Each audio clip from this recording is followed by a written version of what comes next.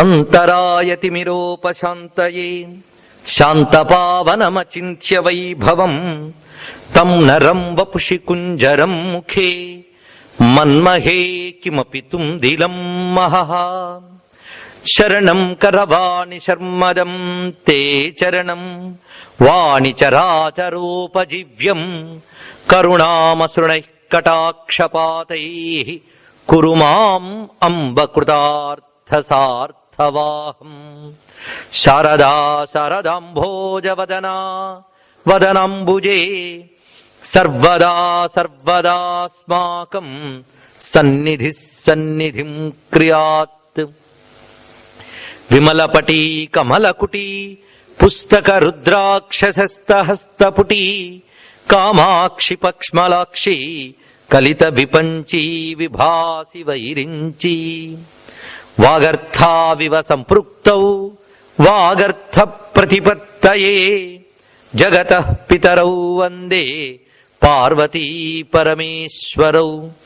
గురవే సర్వలోకానాం భిషజే భవరోగిణాం నిధయే సర్వవిద్యానాం దక్షిణామూర్తయే నమః. నారాయణ సమారంభాం వ్యాస శంకర మధ్యమాం అస్మదాచార్య పర్యంతాం వందే గురు పరంపరాం.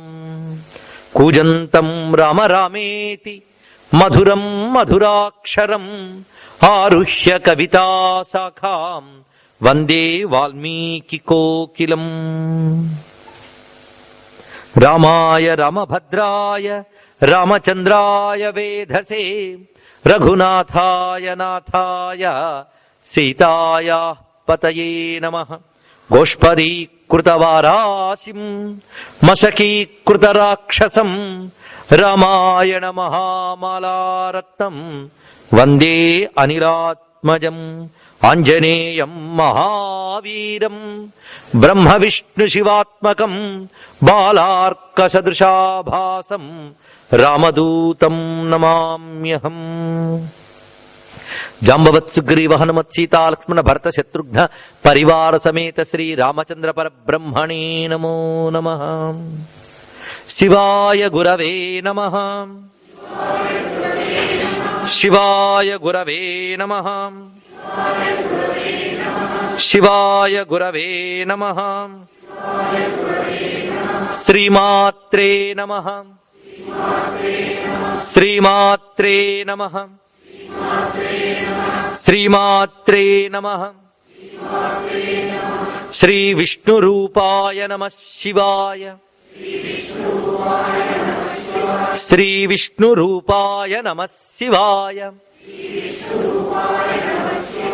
శ్రీ విష్ణురూపాయ నమః శివాయ. శ్రీరామ జయ రామ జయ జయ రామ. శ్రీరామ జయ రామ జయ జయ రామ. శ్రీరామ జయ రామ జయ జయ రామ.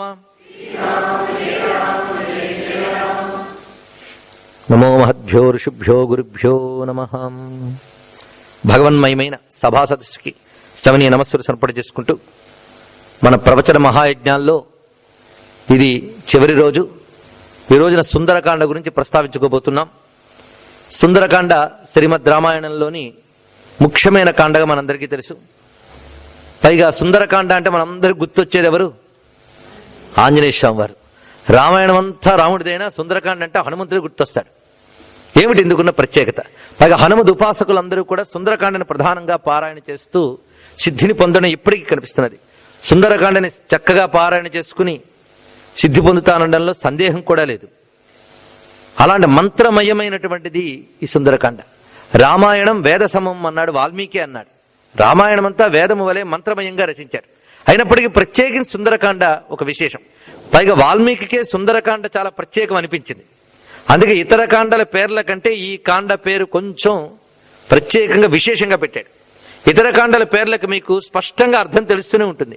బాలకాండ, అయోధ్యకాండ, అరణ్యకాండ, కిష్కింధకాండ, యుద్ధకాండ, ఇలా అన్నీ తెలుస్తూనే ఉన్నాయి. కానీ సుందరకాండకు మాత్రం అలాంటి వెంటనే తెలిసే అర్థం లేదు. అంటే ఇంకేదో ఉందన్నమాట. అంటే సుందరకాండ ఎలా తీర్చిదిద్దాడంటే ఇది రామాయణ సారం. సుందరకాండని పారాయణ చేస్తే సంపూర్ణ రామాయణాన్ని పారాయణ చేసిన ఫలితం కూడా లభిస్తున్నది. అందుకు దీనికి ఉన్న విశేషాన్ని మనం ఈరోజు తెలుసుకోబోతూ సుందరకాండ పేర్లో ఉన్న ప్రత్యేకతను చూద్దాం. సుందరకాండ అంటే సుందరమైన కాండ.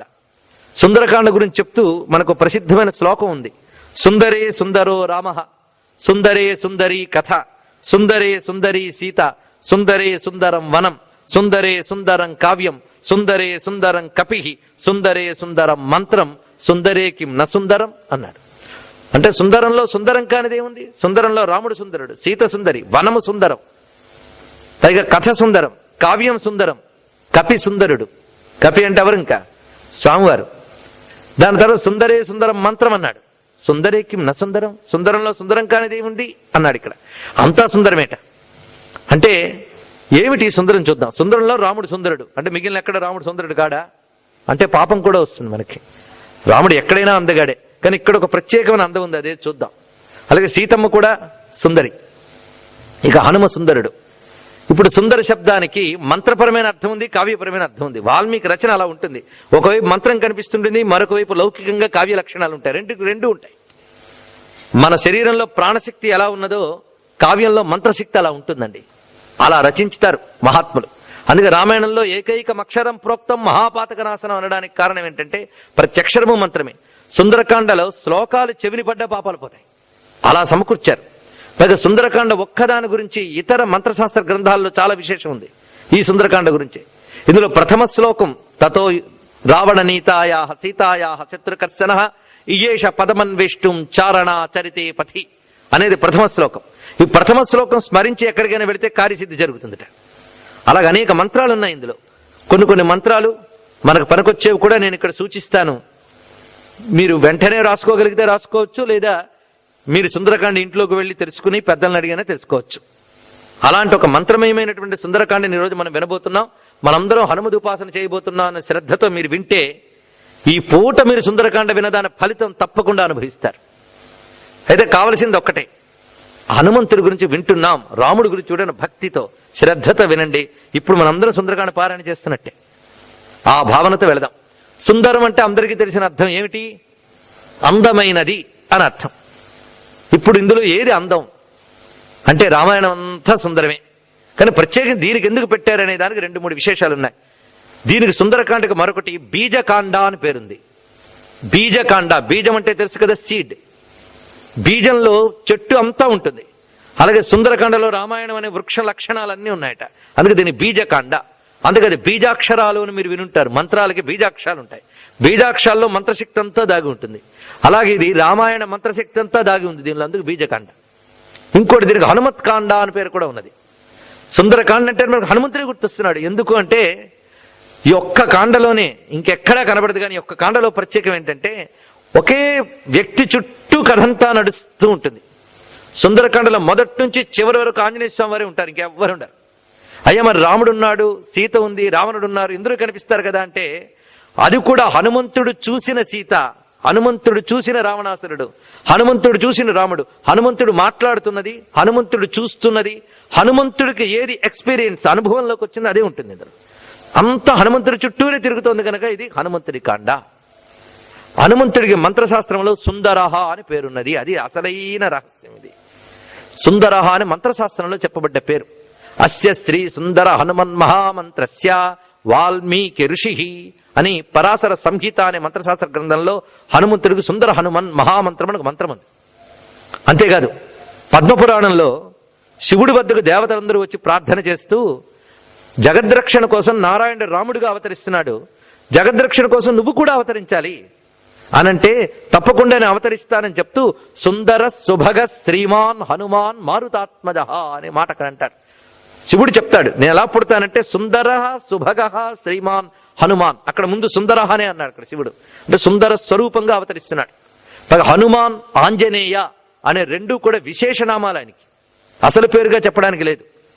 హనుమాన్ అంటే అర్థం ఏమిటి? దీనికి రామాయణంలో ఒక చోటు ఉన్నది. ఆయన ఇంద్రుడు వజ్రాయుధపు దెబ్బ చిన్నప్పుడు తిన్నప్పటికీ ఆ దవడ మీద కొట్టేట్టు ఇంద్రుడు వజ్రాయుధంతో, అయినప్పటికీ దవడ గట్టిగా నిలబడిందిట. హనువు అంటే దవడ అని అర్థం. అందుకు గట్టి హనువులు కలవాడు అని అంటాం. కానీ ఇంత మాత్రం అర్థం కాదండి. ముందు హనుమంతుడి గురించి, ఎందుకంటే మీకు నాకు తెలుసు సుందరకాండ సంపూర్ణంగా వాళ్ళు తెలుసుకోలేవని, తెలుసుకుని మనం కూర్చున్నాం. కానీ అసలు సారం, దాని యొక్క కాన్సెప్ట్ మీకు చెప్పడానికి సిద్ధమవుతున్నా. సుందరకాండ సారం. హనుమాన్ అనే మాటకు అర్థం ఏమిటి? మంచి హనువులు కలవాడు అని అర్థం. రామాయణం అంతా వేదవాంగ్మయం నుంచి ఆధారం చేసుకుని వచ్చినది కనుక వైదిక రహస్యాలు ఉన్నాయి రామాయణంలో. హనుమాన్, దీని గురించి మనకి వేదంలో మంత్రం ఉంది. ఉత్తరా హనుహు, అధరా హనుహు అని 2 హనువులు ఉంటాయట. 2 దవడలు ఉంటాయి మనకి, పై దవడ కింద దవడ అని. అధరా హను పూర్వ రూపం, ఉత్తరా హనుహు ఉత్తర రూపం, వాక్ సంధానం జిహ్వా సంధి అని చెప్తున్నాడు. శబ్దం అనేది ఒక అగ్నిట. చూడండి ఈ రహస్యం చెప్తున్నాడు. శబ్దం ఒక అగ్ని. ఈ అగ్ని రగలడానికి ఎప్పుడైనా సరే మీరు యజ్ఞాలు చేసేటప్పుడు అరణి అని ఒకటి మథనం చేస్తారు. కింద ఒక కర్ర, పైన ఒక కర్ర, జమ్మి చెట్టు కర్ర, దాన్ని మథనం చేస్తారు. చేస్తే దాని నుంచి అగ్ని వస్తుంది. ఆ ఘర్షణ వల్ల ఆ అగ్నిని యజ్ఞానికి వాడతారు. అలా మనకు ఉత్తరాహనుహు అధరాహను, పై దవడ కింద దవడ, ఈ 2 దవడల మధ్యలోంచి నాలిక అనేది సంధానం చేస్తుందట. దీని నుంచి వచ్చే అగ్ని ఏమిటంటే శబ్దము అనబడేటువంటి అగ్ని వస్తున్నది అన్నాడు. కనుక శబ్దస్వరూపం, దీన్నే శబ్దాల్లో ప్రథమ శబ్దం ఓంకారం. కనుక ఓంకారము, ఆ ఓంకారం అనే శబ్దస్వరూపం ఏదుందో ఆ రహస్యమే హనుమంతుడు. హనుమాన్ అంటే ఇది విశేషం. అందుకు హనుమాన్ అంటే మంచి దవడలు ఉన్నవాడనే కాకుండా శబ్ద బ్రహ్మస్వరూపుడు. అందుకే హనుమాన్ అనేది మంత్రం అండి. హనుమాన్ అంటే ఇంత శక్తి ఉంది. అంతే కదా, హనుమా అన్నప్పుడు హా అన్నప్పుడు ఆ అనే ధ్వనించింది. నువ్వు అన్నప్పుడు ఊ అనే ఉంది అందులో. మా అన్నప్పుడు ఉన్నది. ఆ ఊ మా కలిపితే ఏమైంది? ఓం అయింది. హనుమాన్ శబ్దంలో ఇంత విశేషం ఉంది. ఇంకా ఆంజనేయుడు అంటే ఆంజనేయదేవి పుత్రుడు అని కథాపరంగా. కానీ వేదముల్లో అంజనములు అని కొన్ని వేద భాగాలకు చెప్తారు. ఆ వేదమంతా శబ్దస్వరూపమే, ప్రణవస్వరూపమే. కనుక ఆంజనేయుడు అంటే ఓంకార స్వరూపుడు, శబ్దస్వరూపుడు, వేదస్వరూపుడు, అర్థములు ఉన్నాయి. హనుమంతుడు ఎలాంటి వాడంటే రామాయణంలో గొప్ప భక్తుడు. అందరికీ రామభక్త హనుమాన్ అంటాం మనం. అంతేకాదు భగవంతుడు కూడా ఆయనే. భక్తుడు ఆయనే, భగవంతుడు ఆయనే. ఆంజనేయ స్వామి వారిని మనం భగవానుడిగా కొలుచుకుంటాం. అదేవిధంగా రామభక్తుడు అంటాం. రామభక్తుడు అయినంత మాత్రాన హనుమంతుడు ఏం తక్కువ వాడు కాడు, గుర్తుపెట్టుకోండి. ఆయన సీతారాములను కొలుచుకున్నా సీతారాములు కూడా హనుమంతుడిని నమస్కారం చేశారు. తెలుసా మీకు? ఒక రహస్యమైన మంత్రశాస్త్ర విషయం చెప్తున్నాను. మంత్రశాస్త్రంలో హనుమంతుడు ఉపాసకుల దృష్టిలో సీతారాములు కూడా హనుమంతుడికే భక్తులని రచించారు వాళ్ళు. ఇంత మాత్రంకి మీరేం కన్ఫ్యూజన్ అవ్వాల్సిన అవసరం లేదు. ఎందుకంటే ఒకరినొకరు పరస్పరం గౌరవించుకున్నంత మాత్రాన ఒకరు ఎక్కువైపోరు, ఇంకొకరు తక్కువైపోరు. అది కూడా గుర్తుపెట్టుకోండి. అందుకు దానివల్ల మనం ఏం బాధపడక్కర్లే. ఎందుకంటే సీతాదేవి హనుమంతుడిని ఒక చోట ప్రార్థిస్తుంది. అదేమిటో మీకు చూపిస్తా. పైగా రాముడు అంతటి వాడు అంటాడు, ప్రపంచంలో అందరికీ నేను ఆనందం ఇస్తానేమో గాని నాకు ఆనందం ఇచ్చేవాడు ఆంజనేయుడు ఒక్కడే అన్నాడు ఆయన. రామచంద్రమూర్తికి ఆనందం ఇచ్చిన వాడు ఆయన. పైగా హనుమంతుడి కథలో మీరు పరిశీలించినట్లయితే హనుమ ప్రవేశం, హనుమ ప్రవర్తన అంతా కూడా ఒక మహాయోగిలాగా ఉంటాడు ఆయన. తన కోసం తానేమీ చేయలేదు. మొత్తం మీరు రామాయణం చదివితే రామకార్యం కోసం ఆయన పనిచేశాడు, లోకరక్షణ కోసం చేశాడు. మొట్టమొదటి సుగ్రీవుడికి అభయమిచ్చి రాముడికి సుగ్రీవుడికి మైత్రి చేశాడు ఆయన. అక్కడ ఆయన ఎలా కనిపిస్తాడంటే ఒక అభయప్రదాతలా కనిపిస్తాడు. దాని ద్వారా సుగ్రీవుడికి ఆనందం కలిగించాడు. రాముని జాడ చెప్పి సీతకు ఆనందం కలిగించాడు. సీత గురించి చెప్పి రాముడికి ఆనందం కలిగించాడు. దాని తర్వాత యుద్ధంలో ఆయన చేసిన విజృంభణ గాని, లంకా దహనం చేయడంలో గాని హనుమంతుడు చూపించిన ప్రతాపం, రాక్షస సంహారం, ఇవన్నీ చూస్తుంటే హనుమంతుడు మీకు ఏం కనిపిస్తుందంటే ఆనందప్రదాత, అభయప్రదాత, శోకనాశకుడు, ప్రతాపశాలి, రక్షకుడు. మొత్తం 5 భావాలు కనిపిస్తాయి హనుమంతుడిలో. ఆయన తన ప్రతాపంతో అందరినీ రక్షిస్తాడు ఆయన. కనుక రక్షణ స్వభావం ఉంది ఆయన దగ్గర. ఇంకొకటి అభయం ఇస్తాడు ఆయన. హనుమంతుడిని నమ్ముకున్న వాళ్ళకి భయం అనేది లేదండి, అభయ స్వరూపుడు. దాని తర్వాత ఆనందకారకుడు, ఏ దుఃఖమున్నా తొలగించుతాడు ఆయన. అందుకు ఆనందకారకుడు. రామాయణం మొత్తం మీద హనుమంతుడు రాగానే ఒక ఆనందం వస్తుంది. అందుకు హనుమ స్వభావమే సుందరము. మంత్రశాస్త్రంలో సుందరం అని పేరు పెట్టారు. ఎందుకంటే ఏది సుందరం అంటే ఏడుపు లేకుండా ఉండడమే సుందరం. మనం చెప్పుకున్నాం, ఆనందమే అందం అని చెప్పాం. కనుక ఆనంద స్వరూపుడు హనుమ, ఆనందకారకుడు హనుమ. కనుకనే హనుమంతుడిని స్మరిస్తే సుందరం వస్తున్నది. ఇంతవరకు సుందరకాండకి ఈ విషయం చెప్పుకున్నాం. అంతేకాదు హనుమంతుడి ధ్యానం చేస్తూ మంత్రశాస్త్రంలో ఒక మాట ఉన్నది. బాలార్కాయుత తేజసం త్రిభువన ప్రక్షోభకం సుందరం నాదేనైవ సమస్త దానవ గణాన్ సంత్రాసయం తం ప్రభుం సుగ్రీవాది సమస్త వానరగణై సంసేవ్య పాదాంబుజం శ్రీమద్రామ పదాంబుజ స్మృతిరతం ఝాయామి వాతాత్మజం. అక్కడ సుందరం అనే మాట ఉన్నది మనకి. ఇది మంత్రశాస్త్ర ప్రమాణంతో సుందర. ఇంతవరకు హనుమంతుడికి సుందరికి ఉన్నటువంటి భావం చెప్పుకున్నాం. ఇంకా సుందర అనే దానికి అలంకార శాస్త్ర ప్రకారంగా ఒక భావం ఉన్నది సాహిత్యపరంగా. అదేమిటంటే నష్టద్రవ్యస్య లాభోహి సుందర పరికీర్తిత అని నిర్వచనం.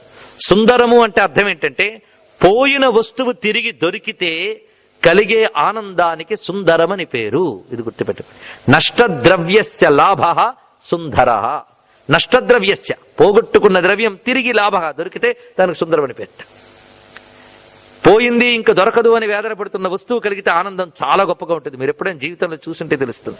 కొత్తది వచ్చే ఆనందం కంటే పోయిన ప్రియమైన వస్తువు తిరిగి దొరికితే కలిగే ఆనందం చాలా ఎక్కువ అండి. ఆ ఆనందం తాలూకా భావం తాలూకా అర్థమే సుందరం అంటే. అది మీకు సరిగ్గా రామాయణంలో ఇక్కడ కనిపిస్తుంది. ఎలాగూ అంటే సీత జాడ కాన రాలేదు.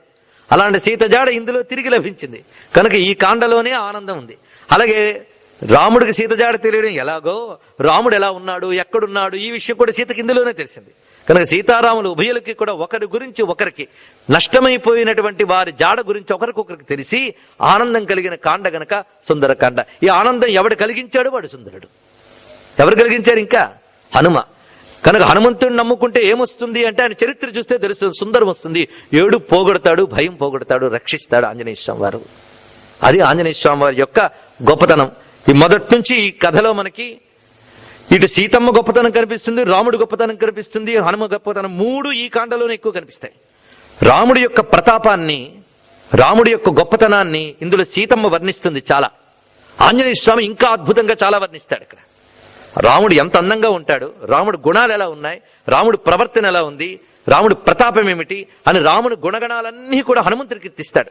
కనుక రాముడు అందమంతా ఇందులో కనిపిస్తుంది. రాముడిని పిక్చరైజ్ చూపిస్తాడండి హనుమంతుడు. పిక్చరైజ్ అంటే ఇన్ డిస్క్రిప్షన్. ఆయన వర్ణిస్తాడు, ఎలా ఉంటాడు డిస్క్రైబ్ చేస్తాడు. ఆ హనుమంతుడు అంతటి వాడు. పైగా హనుమంతుడు గొప్ప కవి, హనుమంతుడు గొప్ప జ్ఞాని. హనుమంతుడు ఆడిన మాటలకి రాముడే ఆశ్చర్యపోయాడు. ఆహా ఏం మహానుభావుడు, ఏం మాట్లాడాడు. మనకు కిష్కింధకాండలో హనుమంతుడు ముందు కలిసినప్పుడు రాముడే ఆశ్చర్యపోతాడు. ఇలా ఎవడూ మాట్లాడలేడు సుమా. ఈయన మాట్లాడిన దానిలో ఈయన ఏం చదువుకున్నాడో తెలిసిపోతుంది. ఋగ్వేద యజుర్వేద సామవేదాల్లో పండితుడు ఈయన. పైగా వ్యాకరణ శాస్త్రం బాగా తెలుసు. అద్భుతంగా మాట్లాడతాడు. ఈయన మాట్లాడితే అవతలి వాడి గురించి చక్కగా తెలుసుకోగలడు. పైగా తన మాటల వల్ల శత్రుత్వం పోగొట్టి స్నేహం కూడా కలిగిస్తాడు. మధురంగా మంగళంగా మాట్లాడుతున్నాడయ్యా అని హనుమంతుడి మాటల గురించి చాలా చెప్తాడు. అవి గాని మన పిల్లలకి చాలా నేర్పితే మాటలు ఎలా మాట్లాడాలో తెలుస్తుందండి. కాన్వర్జేషన్, కమ్యూనికేషన్ ఇవన్నీ కూడా హనుమంతుడి దగ్గర మనం తెలుసుకోవాలి. అందుకే దూత ఆయన సామాన్యుడా. వేదంలో అగ్నిం దూతం వృణీమహే అని ఒక మంత్రం ఉంది. వేదంలో దూత అనే మాట ఎవరికి వాడారంటే పరమేశ్వరుడికి వాడారు. రుద్ర నమక మంత్రాల్లో కూడా నమో దూతాయచ ప్రహితాయచ అనే మంత్రం ఉంది. దూత అగ్ని దూతట, దేవతలకు దూతతడు. దూత అంటే ఏదో పోస్ట్ మ్యాన్ లాగా మెసేజ్ తీసుకెళ్లేవాడు కాడు. ఇక్కడ కార్య సాఫల్యం చేయించగలిగేటువంటి శక్తి దూతలో ఉంటుంది. అది పరమేశ్వరుడికే దూత అనే మాట ఉన్నది. అమ్మవారి నామాల్లో శివదూతి, శివారాధ్య, శివమూర్తి, శివంకరి అని నామం ఉంది. ఎందుకు శివదూతి అని ఎందుకన్నారంటే అమ్మవారు ఒకప్పుడు శుంభని శుంభ సంహారం చేసినప్పుడు దూతగా శివుణ్ణి పంపించింది ఆవిడ. శివుణ్ణి దూతగా పంపించింది కనుక ఆవిడని శివదూతి అని పేరు పెట్టారండి. కనుక శివుడికి దూతగా అవడం అలవాటే. అందుకు ఇప్పుడు కూడా అయ్యాడు. మన గొప్ప దూతలు ఇద్దరు కనిపిస్తారు. ఇక్కడ హనుమంతుడు, భారతంలో కృష్ణుడు, వీళ్ళిద్దరు గొప్ప దూతలండి. అలా ఇప్పుడు ఈ మహాదూతని మనం నమస్కారం చేసుకుంటున్నాం. ఈయన మాట్లాడుతున్న మాటలు, ఈయన చరిత్ర, దీని ద్వారా మనం గ్రహించబోతూ ఇప్పుడు ఆంజనేయ స్వామి వారు కథంతా మొన్న మనం రామాయణం అంతా చెప్పుకున్నాం గనక అంత వివరంగా మనం ఇప్పుడు చర్చించడం అవసరం లేదు. ఆంజనేయ స్వామి వారు ఇప్పుడు సీతాన్వేషణ కోసం 100 యోజనాలు ఉన్న సముద్రాన్ని దాటడానికి సిద్ధపడ్డాడు. అక్కడి నుంచి మొదలవుతోంది సుందరకాండ. తతో యుద్ధ పరిశ్రాంతం. అది ఏ విధంగా అయితే ఆదిత్య ఉదయానికి ఉందో దీనికి అలాగే తతః. అనేక సర్గలు తతశబ్దంతో ప్రారంభిస్తాడు వాల్మీకి. ఇది కూడా అలాగే చేశాడు. తతో రావణ నీతాయాః సీతాయాః శత్రుకర్షణః ఇయేష పదమన్వేష్టం చారణా చరితే పథి. వాల్మీకి కవిత్వంలో ఉన్న గొప్పతనం చెప్పాలంటే సమయాలు చాలు మనకి, అంత గొప్పగా ఉంటుంది. శత్రుకర్షణుడు బయలుదేరాడన్నాడు. శత్రుకర్షణుడు అంటే శత్రువుల్ని నశింపజేసే ప్రతాపశాలి అని అర్థం. ఇక్కడ హనుమాన్ అనకుండా శత్రుకర్షణ అన్నారు. అంటే బయలుదేరుతున్నాడంటే తప్పకుండా విజయం సాధిస్తాడని చెప్పడం. రావణుడు తీసుకువెళ్లిన సీతని అన్వేషించడానికై హనుమ చారణులు తిరిగేటువంటి ఆకాశ మార్గంలో ఎగరడానికి సిద్ధంగా ఉన్నాడు, మహేంద్ర పర్వతం మీద ఉన్నాడు. ఆ వెళ్లే ముందు ఆయన ఒక్కసారిగా తన గురువైన సూర్య భగవానుడికి నమస్కారం చేసుకున్నట్ట. స సూర్యాయ మహేంద్రాయ పవనాయ స్వయం భువే భూతేభ్యశ్చాంజలిం కృత్వా చకార గమనే మతిం. ఒక్కసారి భగవంతుడికి నమస్కారం చేసుకుని ఆయన తన శరీరాన్ని పెంచేట. ఒక్కసారి ఆ పెంచి ఆ ప్రతాపంతో ఆ కొండని తాను చేతులతో నొక్కడమే కాకుండా పాదాలతో కూడా నొక్కి ఎగిరాడు అక్కడి నుంచి. ఆ నొక్కి ఎగిరే విధానమే ఒక సర్గంతా చాలా అద్భుతంగా వర్ణిస్తాడండి. అదంతా నేను చెప్తే ఇంక ఎగరకుండా ఆపేస్తానేమో అని భయంతో ఇక్కడ తాపుతున్నా. ఆ ఎగిరి ఆంజనేయ స్వామి వెళ్లబోతూ అక్కడున్న వాళ్ళందరికీ కూడా వానరులందరూ చూసి ఆశ్చర్యపోతున్నారు. వాళ్ళకు అభయమిస్తున్నాడు ఆయన. ఏమిటంటే యథా రాఘవ నిర్ముక్త శరస్వసన విక్రమ గచ్చే తద్వద్గమిష్యామి లంకాం రావణ పాలితాం. రాముడు విడిచిపెట్టిన బాణం ఎలా వెళుతుందో ఆ విధంగా నేను లంకలోకి వెళుతున్నాను అన్నాడు ఆంజనేయుడు. ఈ ఒక్క మాట ఎంత గట్టిగా అన్నాడో చూడండి. ఇక్కడ ఈ మాటలో అనేక డైమెన్షన్స్ ఉన్నాయి మనం చూడడానికి. రాముడు విడిచిన బాణంలా వెళుతున్నానన్నాడు ఆంజనేయుడు. ఇక్కడ అందరూ హనుమంతుడిని రెండు విధాలుగా గమనించాలి. ఒకటి, ఆయన మహానుభావుడైన భగవంతుడు, అందులో సందేహం లేదు. రెండో వైపు గొప్ప ఆదర్శవంతుడు హనుమంతుడు. రాముడు ఎంతటి ఆదర్శ పురుషుడు, హనుమంతుడు అంతటి ఆదర్శ పురుషుడు. మనకు రామాయణంలో ఆదర్శ పురుషులు చాలా మంది కనిపిస్తారు, కానీ ప్రధానంగా ముగ్గురిని తీసుకోవాలి మనం: సీత, రాముడు, ఆంజనేయుడు. వీళ్ళు ముగ్గురు మంత్రమూర్తులు రామాయణంలో. వీళ్ళు ముగ్గురికి సమానమైన శక్తి ఉంది. అందులో రావణుణ్ణి చంపగలిగే శక్తి రాముడికి, సీతకి, హనుమంతుడికి ముగ్గురికి ఉంది. అది కూడా సుందరకాండలోనే మనకు తెలిపోతుంది. ముగ్గురు సమానమైన ప్రతిపత్తి కలవారు. అటువంటి విశేషం ఉంది గనకనే ఇక్కడ ఆంజనేయ స్వామి వారిని మనం ఆదర్శంగా కూడా చూడాలండి. ఎలా చెప్తున్నాడో మన కోసం చూడండి. యథా రాఘవ నిర్ముక్త శరస్వసన విక్రమ. రాముడు పంపిన బాణంలా వెళుతున్నానన్నాడు. ఈ మాటలో ఎన్ని విశేషాలు ఉన్నాయి. రాముడు బాణం వేస్తే అది తప్పకుండా లక్ష్యాన్ని ఛేదించి తీరుతుంది. దాన్ని ఏమేంటో దాన్ని తప్పకుండా అది రీచ్ అవుతుందండి. అంతేగాని వేస్ట్ కాదు అది. ఎందుకంటే రాముడికి సత్యపరాక్రముడు అని పేరుంది. సత్యపరాక్రముడు అంటే వ్యర్థము కాని పరాక్రమము కలవాడు అని అర్థం. ఎంత గొప్ప పేరండి. అంటే ఆయన బలం చూపించాడండి, కానీ ఫలితం లేదు అనడానికి లేదండి రాముడి దగ్గర. ఆయన చూపిస్తే తప్పకుండా సక్సెస్ అది. అందుకే సత్యపరాక్రమ అనే పేరు గొప్ప మాట. వాల్మీకి మాటికి అంటాడు. ఆ రాముడు వదిలిన బాణం ఎలా వెళుతుందంటే తప్పకుండా నేను వెళ్ళిన పని సాధించుకు వస్తాను అని ఆ చెప్పిన మాటలోనుంది. అంతేకాదు రాముడు బాణాలకు కొన్ని శక్తులున్నాయి. అది వెళ్లి లక్ష్యాన్ని ఛేదించి తిరిగి మళ్ళీ వెనక్కి వచ్చి ఆయన అమ్ముడు పొదిలోకి రాగలగదుట. అందుకే నేను వెళ్లి లక్ష్యాన్ని ఛేదించి మళ్ళీ వెనక్కి వస్తానని చెప్పడం ఉంది. ఇది రెండు. మూడవ భావం చాలా గొప్పదండి. రాముడు వదిలిన బాణంలా వెళుతున్నానంటే నేను కేవలం రాముడి చేతి పనిముట్టుని అని చెప్తున్నాడు. ఇది గొప్ప భావం. రాముడు పంపిన ఒక బాణాన్ని నేను అన్నాడు. దీనిలో మీరు ఆలోచన చేస్తే ధనస్సు నుంచి బాణం వదిలేమనుకోండి, ఎంత బాణం గట్టిగా కొట్టినా బాణాన్ని పొగుడుతామా, వదిలిన వాడిని పొగుడుతామా? ఆ వదిలిన వాడిని పొగుడుతాం. ఇక్కడ ఇలా మనం ఆలోచిస్తే హనుమంతుడి దగ్గర నుంచి తెలుసుకుంటే మనందరం కూడా బాణాలు లాంటి వాళ్ళం. ఈ బాణంలో ఉన్న శక్తి అంతా వదిలిన వాడిదే. తగిలిన బాణంతో కనిపిస్తోంది తప్ప వదిలిన వాడు మనకు కనబడ్డు. కానీ వదిలిన వాడు లేకుండా బాణం తగలదని కూడా తెలుసుకోవాలి. కనుక నీలోంచి ఒక శక్తి ఉంది అంటే దాన్ని నీలోకి పంపిస్తున్న వాడు కూడా ఉన్నాడు. ఇది తెలుసుకోవాలి. ఏ పని చేసినప్పుడైనా ముందు తెలుసుకోవాల్సింది ఏంటంటే నేను భగవంతుడి చేతి పనిముట్టిని. ప్రతి వాడు తెలుసుకుంటే అహంకారం అనేది పోయిందా లేదా? భగవంతుడి చేతి పనిముట్టిని, అది వినయం. అది చూపిస్తున్నాడు. ఒక్క మాటలో ఎన్ని చెప్పాడో చూడండి. తప్పకుండా సాధిస్తాననే ధైర్యం చెప్పడంతో పాటు రాముడు పంపిన శక్తియే నాలో ఉన్నది అని చెప్తున్నాడు. యథా రాఘవ నిర్ముక్త శరస్వసన విక్రమ.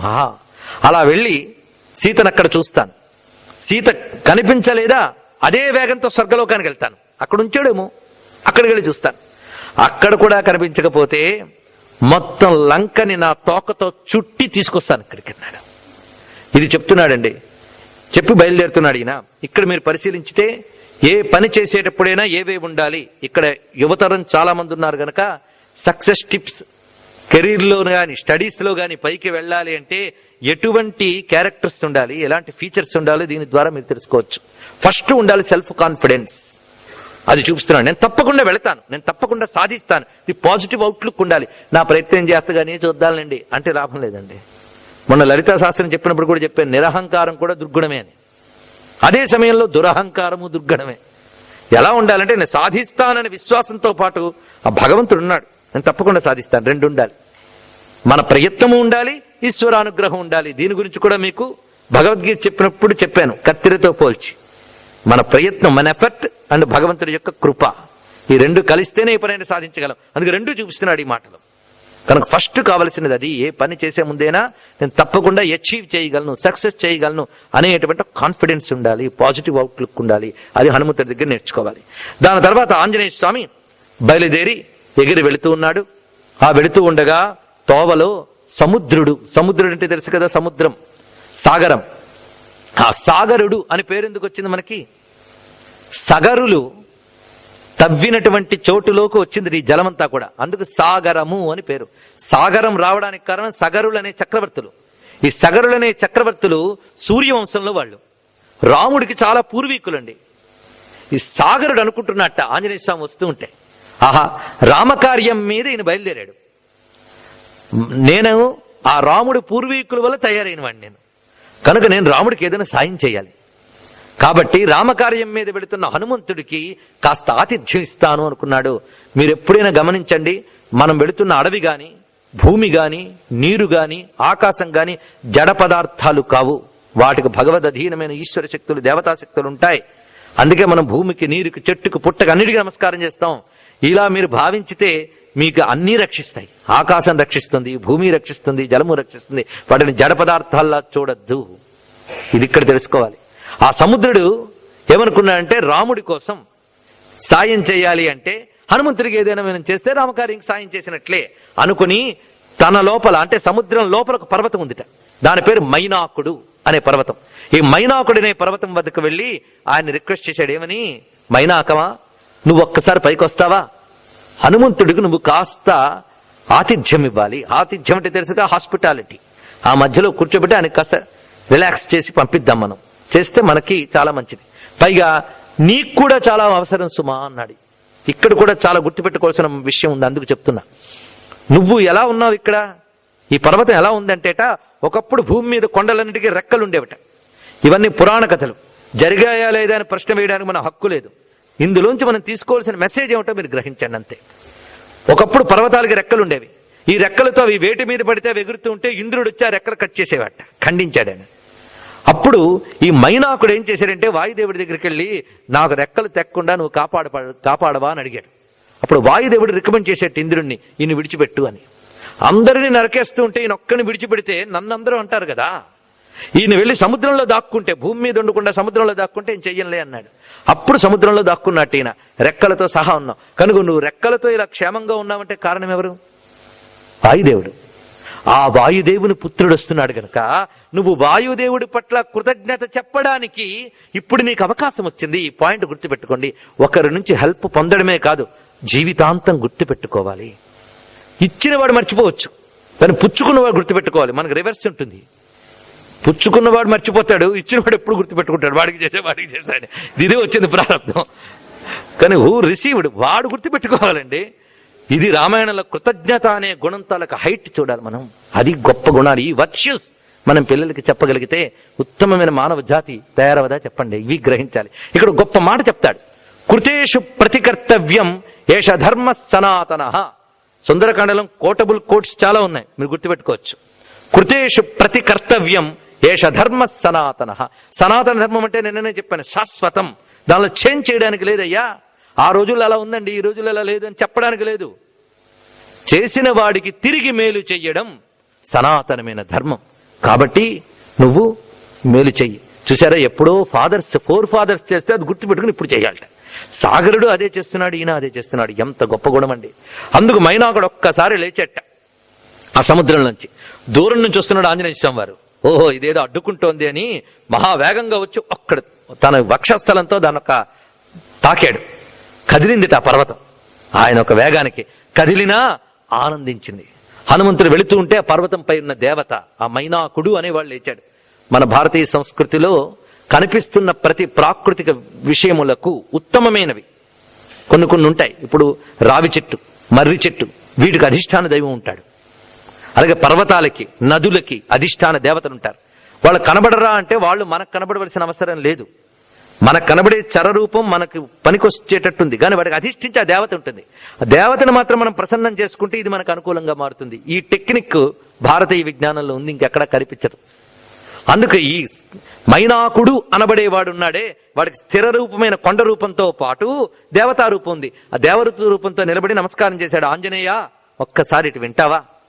కాస్త విశ్రాంతి తీసుకుంటావా? మీ నాన్నగారి వల్ల నేను క్షేమంగా ఉన్నాను గనక నీకు నేను విశ్రాంతినిస్తే నాకు ధన్యుణ్ణవుతాను. రామకార్యానికి సహాయపడిన పుణ్యం కూడా నాకు వస్తుంది. ఎందుకంటే రామకార్యం అంటే దేవకార్యం, దేవకార్యం అంటే లోకరక్షణ కార్యం. కనుక రామకార్యం కోసం ఎవరు సహాయపడ్డా వాళ్ళు లోకరక్షణ యజ్ఞం చేసినట్లే. అందుకు నేను నీకు సాయం చేస్తాను, నువ్వు కాస్త విశ్రాంతి తీసుకో అన్నట్ట.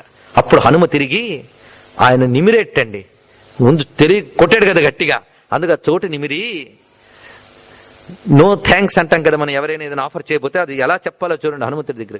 ప్రీతోస్మి, ఆతిథ్యం తీసుకో అన్న నీ మాట వల్లే నేను సంతోషించాను, ఇదే ఆతిథ్యం ఇచ్చినట్టు. నేను ఆగి ఆతిథ్యం తీసుకున్నందుకు ఏమి అనుకోకు నాయనా అన్నాడు. అంటే మన తాలూకా కస్టమ్స్, మన మేనర్స్ ఎలా ఉంటాయో తెలుసుకోండి. ఎవరిని ఏదైనా ఆఫర్ చేయబోతే రిఫ్యూజ్ చేయకూడదు, చెప్పే తీరుంటుంది. అందుకు ఆతిథ్యం తీసుకో అన్న మాటే ఆతిథ్యం ఇచ్చినట్టు. కనుక ఏమనుకోకు, నేను రామకార్యం అయ్యే వరకు విశ్రాంతి తీసుకోను అని చెప్పి బయలుదేరాడు. ఈ పాయింట్ గుర్తుపెట్టుకోండి. ఇలా వెళుతూ ఉన్నాడు. ఈ వెళుతూ ఉంటే దేవతలందరూ ఏం చేశారంటే, సురస అనే ఒక దేవత దగ్గరికి వెళ్ళారట. ఆవిడ మహాశక్తి, ఆవిడ దక్షుడు కుమార్తె దాక్షాయణి. ఆవిడ మహాశక్తి, అమ్మవారి శక్తి రూపాల్లో అదొకటి. ఆ సురసని వాళ్ళు ప్రార్థన చేసి ముహూర్తం విఘ్నమాచర అన్నట్ట. హనుమంతుడు మహావేగంగా వెళుతున్నాడు, ఆయన కాసేపు ఒక ముహూర్త కాలం విఘ్నం కలిగించు అన్నట్ట. ఎందుకు అంటే హనుమంతుడిని పరీక్షించడానికా అంటే ఆయన్ని పరీక్షించే శక్తి ఎవరికి ఉంటుందండి? దీనికి మనకి ఇతర కావ్యాల్లో అద్భుతమైన వ్యాఖ్యానం ఇచ్చారు. అదేమిటి అంటే, హనుమంతుడి యొక్క వేగం చూశారు దేవతలు. ఈ వేగంతో ఈయన వెళ్ళాడా, లంకలో ఈయన కాలు పెట్టే సమయం దుర్ముహూర్తం అవుతుంది. అందుకు కాసేపు ఈయన ఆపితే ఆ దుర్ముహూర్త ఘడియలు దాటిపోతాయి. అందుకు ఆపమని ఈ సురసని ప్రార్థన చేసేట. సురస ఒక క్రూర రూపంతో వచ్చింది. అక్కడికి వచ్చి హనుమంతుడికి చెప్పింది. బ్రహ్మదేవుడు మొదలైన దేవతలందరూ చెప్పారు, నువ్వు నా నోట్లోకి వెళ్ళాలన్నాడు. ఈయన వెంటనే నమస్కారం చేసిన ప్రతాపవంతుడే, దాటిపోవచ్చు, కానీ ఎక్కడ ఏం చేయాలో, ఎక్కడ శక్తి చూపించాలి, ఎక్కడ గౌరవం చూపించాలో తెలియాలి. ఇది చాలా మందికి తెలియదు. మనకు మంచి శక్తి ఉండొచ్చు, కానీ ఎదురుగా పెద్దవాడు ఉన్నప్పుడు మాత్రం అది ప్రకటించకూడదండి. కనిపించిన వాళ్ళందరినీ తోసుకుపోతానంటే ఎలా వస్తుందండి? ఈయన సురస అంటే దాక్షాయని, పైగా దేవతలు చెప్పారు అనగానే మర్యాద చేసి దేవకార్యం అని చెప్పి, అమ్మా నేను రామకార్యం కోసం వెళుతున్నాను కదా, అందుకు అప్పటి వరకు నేను ఎక్కడ ఆగను, తిరిగి వచ్చేటప్పుడు మనం ముచ్చట్లు చూసుకుందాం అన్నాడు. ఏమీ లేదు, ఇది దేవతల యొక్క ఆన, నువ్వు నా నోట్లోకి వెళ్లాల్సిందే అన్నాడు. అనగానే సరే నీ ఇష్టం అమ్మా అనగానే ఆమె నోరు తెరిచింది. విశాలమైన నోరు తెరిచింది.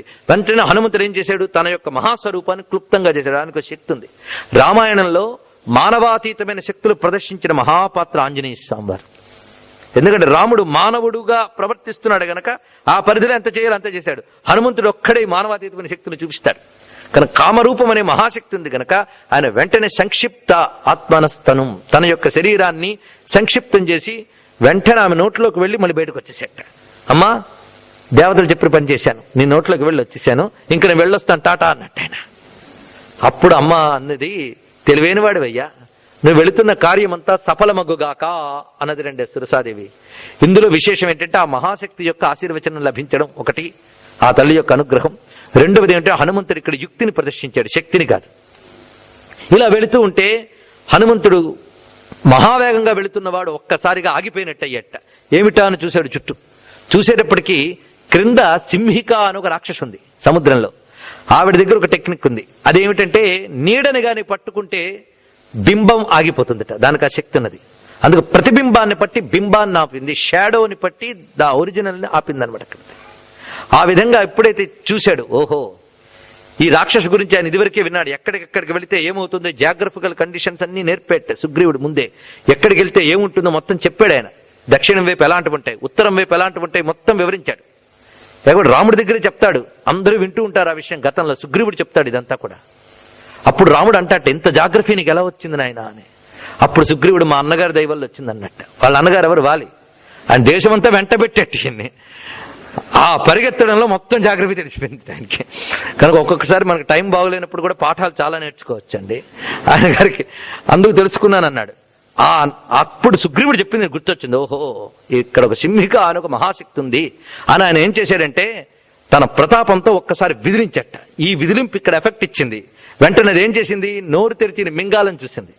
ఆ నోరు తెరిచిన దాంట్లో ఈయన అబ్జర్వ్ చేసేట, నోట్లోంచి చూశాడు ఆయన. ఆవలిస్తే పేగులు లెక్కట్టారంటారు, ఇది అనమాట. మనకు సామెత ఉంది కదా తెలుగులో, అబ్జర్వ్ చేశాడు లోపల ఉన్న భాగాలు. వెంటనే దాని రూపాన్ని తగ్గించి ఆ లోపలికి దూరి ఆమె లోపల ఉన్న ప్రేగులు మొదలైన తెంచి ఆమెను సంహరించి బయటకు వచ్చాడు. వెంటనే దేవతలు హనుమంతుడి మీద పుష్పవృష్టిని కురిపించారు. ఎందుకంటే ఈ రాక్షసుని ఎవరూ చంపలేరు, దానివల్ల ఎందరో బాధపడుతున్నారు. ఇప్పుడు హనుమంతుడు చేసిన రాక్షస సంహారం, ఈ విధంగా సింహికని సంహారం చేశాడు. దాని తర్వాత దేవతలు అనుకుంటున్నారట, ఆహా, హనుమంతుడు తప్పకుండా విజయం సాధిస్తాడు. 4 లక్షణాలు ఎవరి దగ్గర ఉంటాయో వారు తప్పకుండా సక్సెస్ సాధిస్తారు అని దేవతలు అన్నారు. రామాయణం మీకు ఏ యాంగిల్లో చూసినా పనికొస్తుందండి. ముక్తి కోసం ఎలాగూ పనికొస్తుంది, భక్తి కోసం అంతకంటే కనిపిస్తుంది, అంతకంటే బ్రతుకు కోసం చాలా పనికొస్తుంది. అందుకే పిల్లలకి రామాయణం చెప్పండి. నిన్నెవరో అన్నారు, మన వాళ్ళు ఇటు భారతీయ సంస్కృతి గురించి చెప్తూ ఇటు ఈ విదేశాల్లో తిప్పుతుంటే కన్ఫ్యూజ్ అయిపోతారు, నలిగిపోతారండి అని. ఏమీ నలిగిపోరు, ఎందుకంటే ఎన్నో నేర్చుకోవడం జ్ఞానం అనేది, ఇది కూడా జ్ఞానం. ఇందాక నేను ఇక్కడ స్టీవెన్ అనేటువంటి ఒక ఆస్ట్రేలియన్ చూశాను. ఆయన భస్మధారణ చేసుకుని రుద్రాక్షలు పెట్టుకుని ఆయన ఒక మాట చెప్పాడు, భారతీయ వైదిక సంస్కృతులైన అన్నీ ఉన్నాయి, ఇండియా నుంచి ఎవరొచ్చినా పాదాభివందనం చెయ్యాలన్నాడండి ఆయన. ఇది జరిగిన గొప్ప విషయం. అతడు ఇంత సంస్కృతి నేర్చుకున్నాడు. ఆయన రోజు రామాయణ భారత భాగవతాలు చదువుతట. ఆయన ఏమీ కన్ఫ్యూజ్ కాలేదు. ముందు మనం కన్ఫ్యూజన్ అయిపోతున్నాం, కానీ మనకు ఉన్నటువంటి జ్ఞానాన్ని ప్రజలకు చెప్తే ఏమీ కాదు. నేను ఎవరిని నొప్పించడానికి చెప్పలేదు, నన్ను ఎందుకు పిలిచారో అందుకు చెప్తున్నాను నేను. మీరు ఎందుకు పిలిచారు? కన్ఫ్యూజ్ చేయడానికి పిలిచారా? నలిగిపోవడానికి పిలిచారా? నలపడానికి పిలిచారా? మళ్ళీ పిల్లలందరికీ చెప్పాలంటారట. మళ్ళీ పిల్లలకి చెప్తే కన్ఫ్యూజన్ అయిపోయే కాడికి మరి ఎందుకు? మనలో ఈ డ్యూయల్ అండ్ స్ప్లిట్ పర్సనాలిటీ ఉండరాదు, గుర్తుపెట్టుకోండి. ఇది గుర్తుపెట్టుకుని మనం చేయాల్సింది మనం చేద్దాం. ప్రస్తుతానికి వద్దాం. మొత్తానికి ఇందులో మీరు గమనించినట్లయితే సక్సెస్ సాధించడానికి కావలసినటువంటి టిప్స్ మీరు పిల్లలకి ఇందులో చెప్పచ్చు. ఎలాగో చూడండి. ముందు హనుమంతుడు ఏం చేశాడు? నేను సాధిస్తానని సెల్ఫ్ కాన్ఫిడెన్స్. రెండవది సెల్ఫ్ కాన్ఫిడెన్స్ తో వాడు భగవంతుడి మీద విశ్వాసం. తర్వాత ఏం చేశాడు? తోవలో మైనాకుడు వచ్చాడు. వచ్చినప్పుడు ఏమన్నాడు? విశ్రాంతి తీసుకోనన్నాడు. తను అనుకున్నది సాధించే వరకు మనిషి రిలాక్స్డ్, తర్వాత సుఖాలు భోగాలు చూడకూడదు, లక్ష్యం మీద అంత కాన్సన్ట్రేషన్ ఉండాలి. కనుక ముందు ఏం చూపించాడంటే శ్రద్ధ. రెండవది ఏమిటి? యుక్తి. అక్కడ వినయాన్ని చూపించి తెలివిగా తప్పించాడు. మూడవది ఏమిటి? శక్తి, అది చూపించాడు. ఇప్పుడు 4 చెప్తున్నారు దేవతలు. చూడండి. ధృతిర్ దృష్టిర్ మతిర్ దాక్ష్యం స్వకర్మసు నసీదతి. ఇది అద్భుతమైన వాక్యం. ధృతి, దృష్టి, మతి, దాక్ష్యం, ఈ 4 ఎవరికి ఉంటాయో వాళ్ళు తప్పకుండా అనుకున్న పనుల్లో సక్సెస్ అవుతారు. దృష్టి, దీనికి చెప్తాను ఇప్పుడు. దృష్టి అంటే కాన్సన్ట్రేషన్ అండ్ విజన్, 2 తీసుకోవచ్చు. Vision and concentration. దృష్టి అంటే ఇది. ఒక పని చేసేటప్పుడు దాని మీదే కాన్సన్ట్రేట్ చేయాలి. ఆ పనితో ఒక ఫైనల్ షేప్ ని విజన్ చేయగలగాలి, అది ముందు ఉండాలి. ధృతి, దృష్టి అన్నారు. ధృతి అంటే పట్టుదల. దృష్టి అంటే కాన్సన్ట్రేషన్, విజన్. ధృతి అంటే పట్టుదల. పట్టుదల అంటే అచీవ్ చేసే వరకు మధ్యలో ఎక్కడ జారిపోకూడదు, సడలిపోకూడదు. పట్టు అంటారు దాన్ని. ధైర్యంగా ఉండాలి. అందుకని కొంత ప్రారంభించి అబ్బే నా వల్ల కాదండి అని కొందరు ఆగిపోతూ ఉంటారు.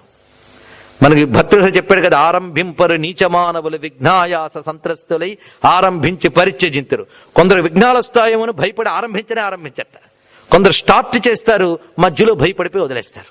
కానీ స్టార్ట్ చేస్తే అచీవ్ చేసే వరకు ఎక్కడ ఆగకూడదు, అది ధృతి. రెండవది దృష్టి చెప్పాను మీకు, విజన్ అండ్ కాన్సన్ట్రేషన్.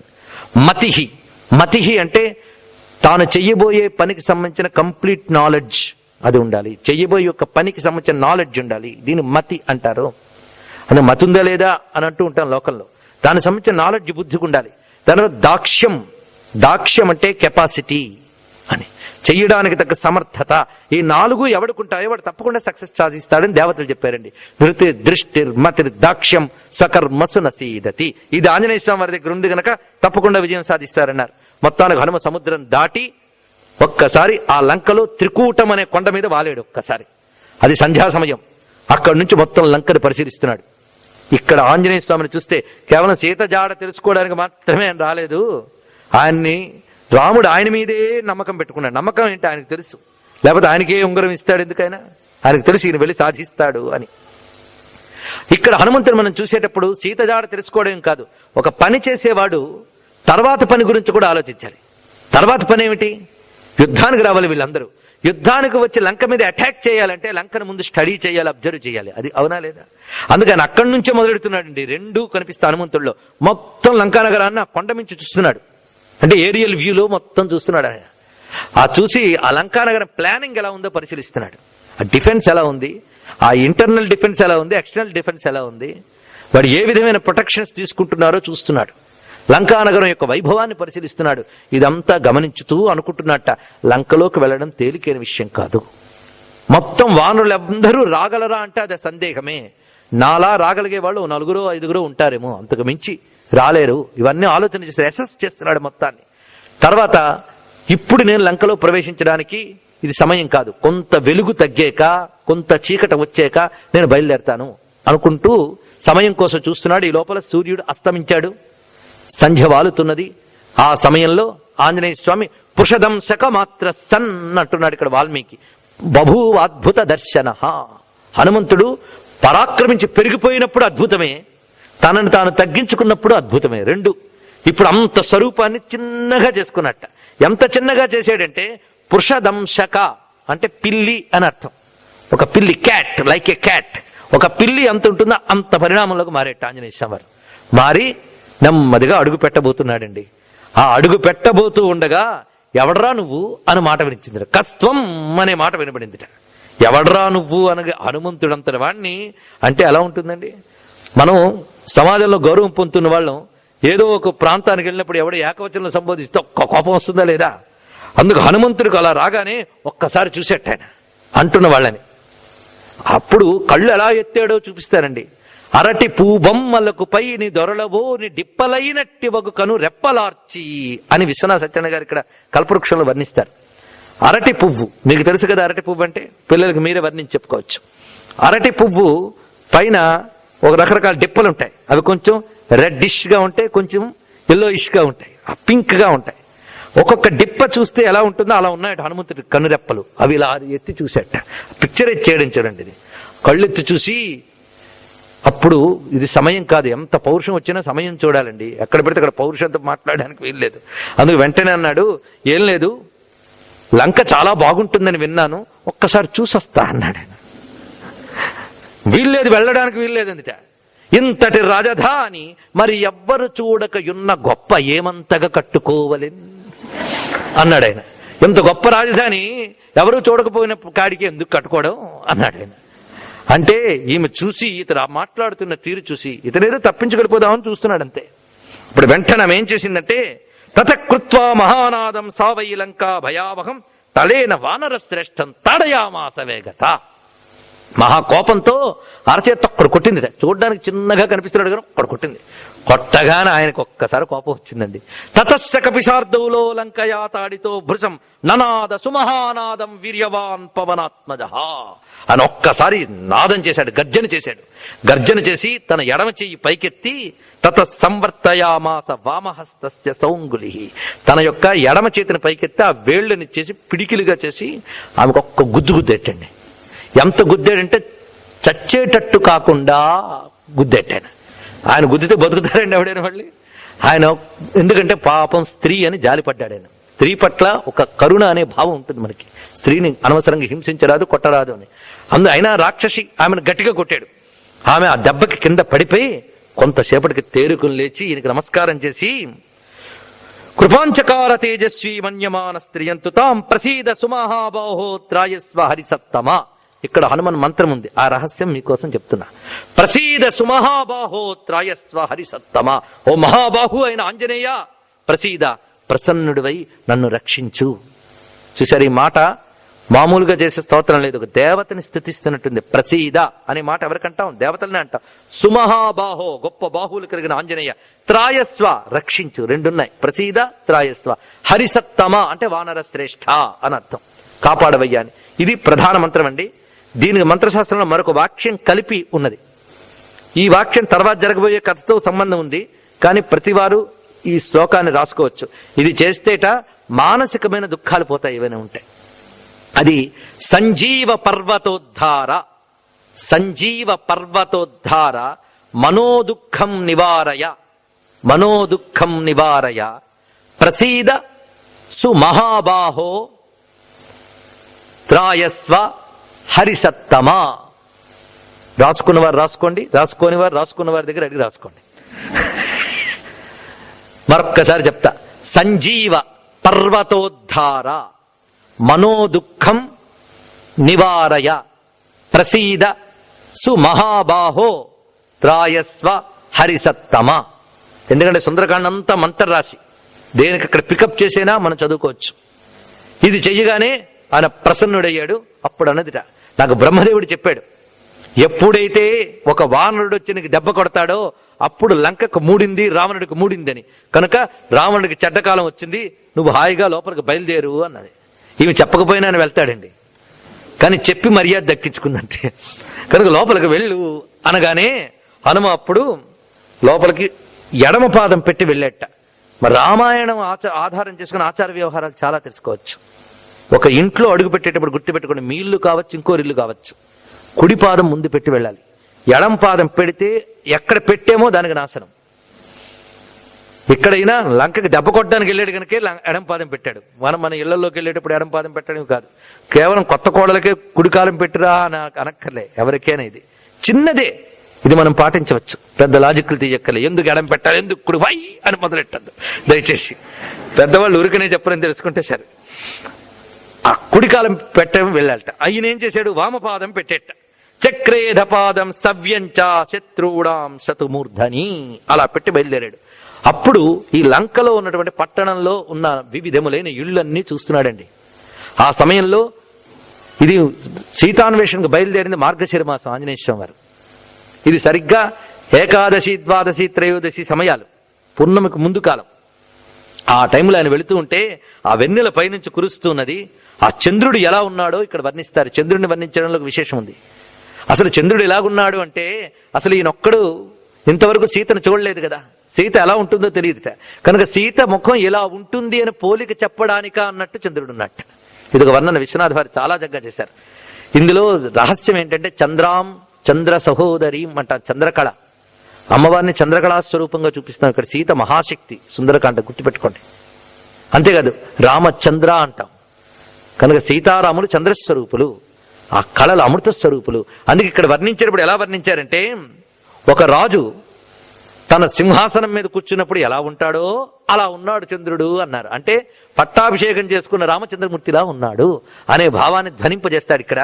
అది ఒక్క చంద్రుడి గురించి ఒక సర్గంతా వర్ణించారు. ఆ అందాలు, అందులో ఉన్న మంత్ర రహస్యాలు చెప్తే ఆశ్చర్యపోతాం. అసలు సుందరకాండంతా శ్రీ విద్యా స్వరూపంగా భావన చేసిన మహాత్ములు ఉన్నారు. నిజమా అండి అంటే నిజమే. మీకు కావాలంటే శ్రీ విద్య దొరుకుతుంది, కావాలంటే ఫిలాసఫీ దొరుకుతుంది, కావాలంటే ఈ క్యారెక్టర్ డెవలప్మెంట్ గురించి దొరుకుతుంది, ఇంకోవైపు పర్సనాలిటీ డెవలప్మెంట్, ఇంకొక వైపు సక్సెస్ టిప్స్, కెరీర్ డెవలప్మెంట్, మీకేం కావాలి అన్నీ ఉన్నాయండి రామాయణంలో. అలా తయారు చేసాడు వాల్మీకి. ఇందులో శ్రీ విద్యా మర్మములు చాలా ఉన్నాయి. ఈ చంద్రకళను వర్ణించడం, ప్రతిపన్ముఖ్య రాకాంత ధిరిమండల పూజిత చంద్రమండల మధ్యగా చారు రూపాచారు హాస. చంద్రమండల మధ్యగా వర్ణములు ఉన్నాయి ఇందులో, సందేహం లేదు. పైగా ఇందులో ఒక చిన్న రహస్యం, హనుమంతుడి ఎక్కిన కొండ ఏమిటి, ఇక్కడ దిగ్గానే త్రికూటం. మొదట ఆయన బయలుదేరినప్పుడు మీరు చూస్తే ఆ పర్వతాన్ని అణచి పైకి ఎగురుతాడు. ఇక్కడ పర్వతము, కొండ అంటే భూతత్వానికి సంకేతం. అదేమిటయ్యా అంటే మూలాధార చక్రం. ఆ మూలాధారం దగ్గర నుంచి బయలుదేరిన కుండలిని శక్తి స్వరూపం. దాని నుంచి సాధన చేసేటప్పుడు స్వయంగా ఆయన దాటిన 3 మైనాకుడు, సురస, సింహిక. ఇది బ్రహ్మగ్రంథి విభేదిని, విష్ణుగ్రంథి విభేదిని, రుద్రగ్రంథి విభేదిని. చేరింది త్రికూటం. త్రికూటం అంటే ఆజ్ఞాచక్రంపై స్థానం. ఇప్పుడు చంద్రకళల్ని వర్ణిస్తున్నాడు. తర్వాత అశోకవనంలో శక్తిని చూడబోతున్నాడు. అది సీతా దర్శనం. ఈ మొత్తం యోగ రహస్యం అంతా ఉంది. క్లుప్తంగా మీకు చెప్పాను ఇది. కనుక యోగ రహస్యం సుందరకాండలో ఉంది. ఆ పరంగా చూసి సాధన చేసిన వాడికి అది ఉంది. అందుకే మంత్రశాస్త్రం అయింది సుందరకాండ.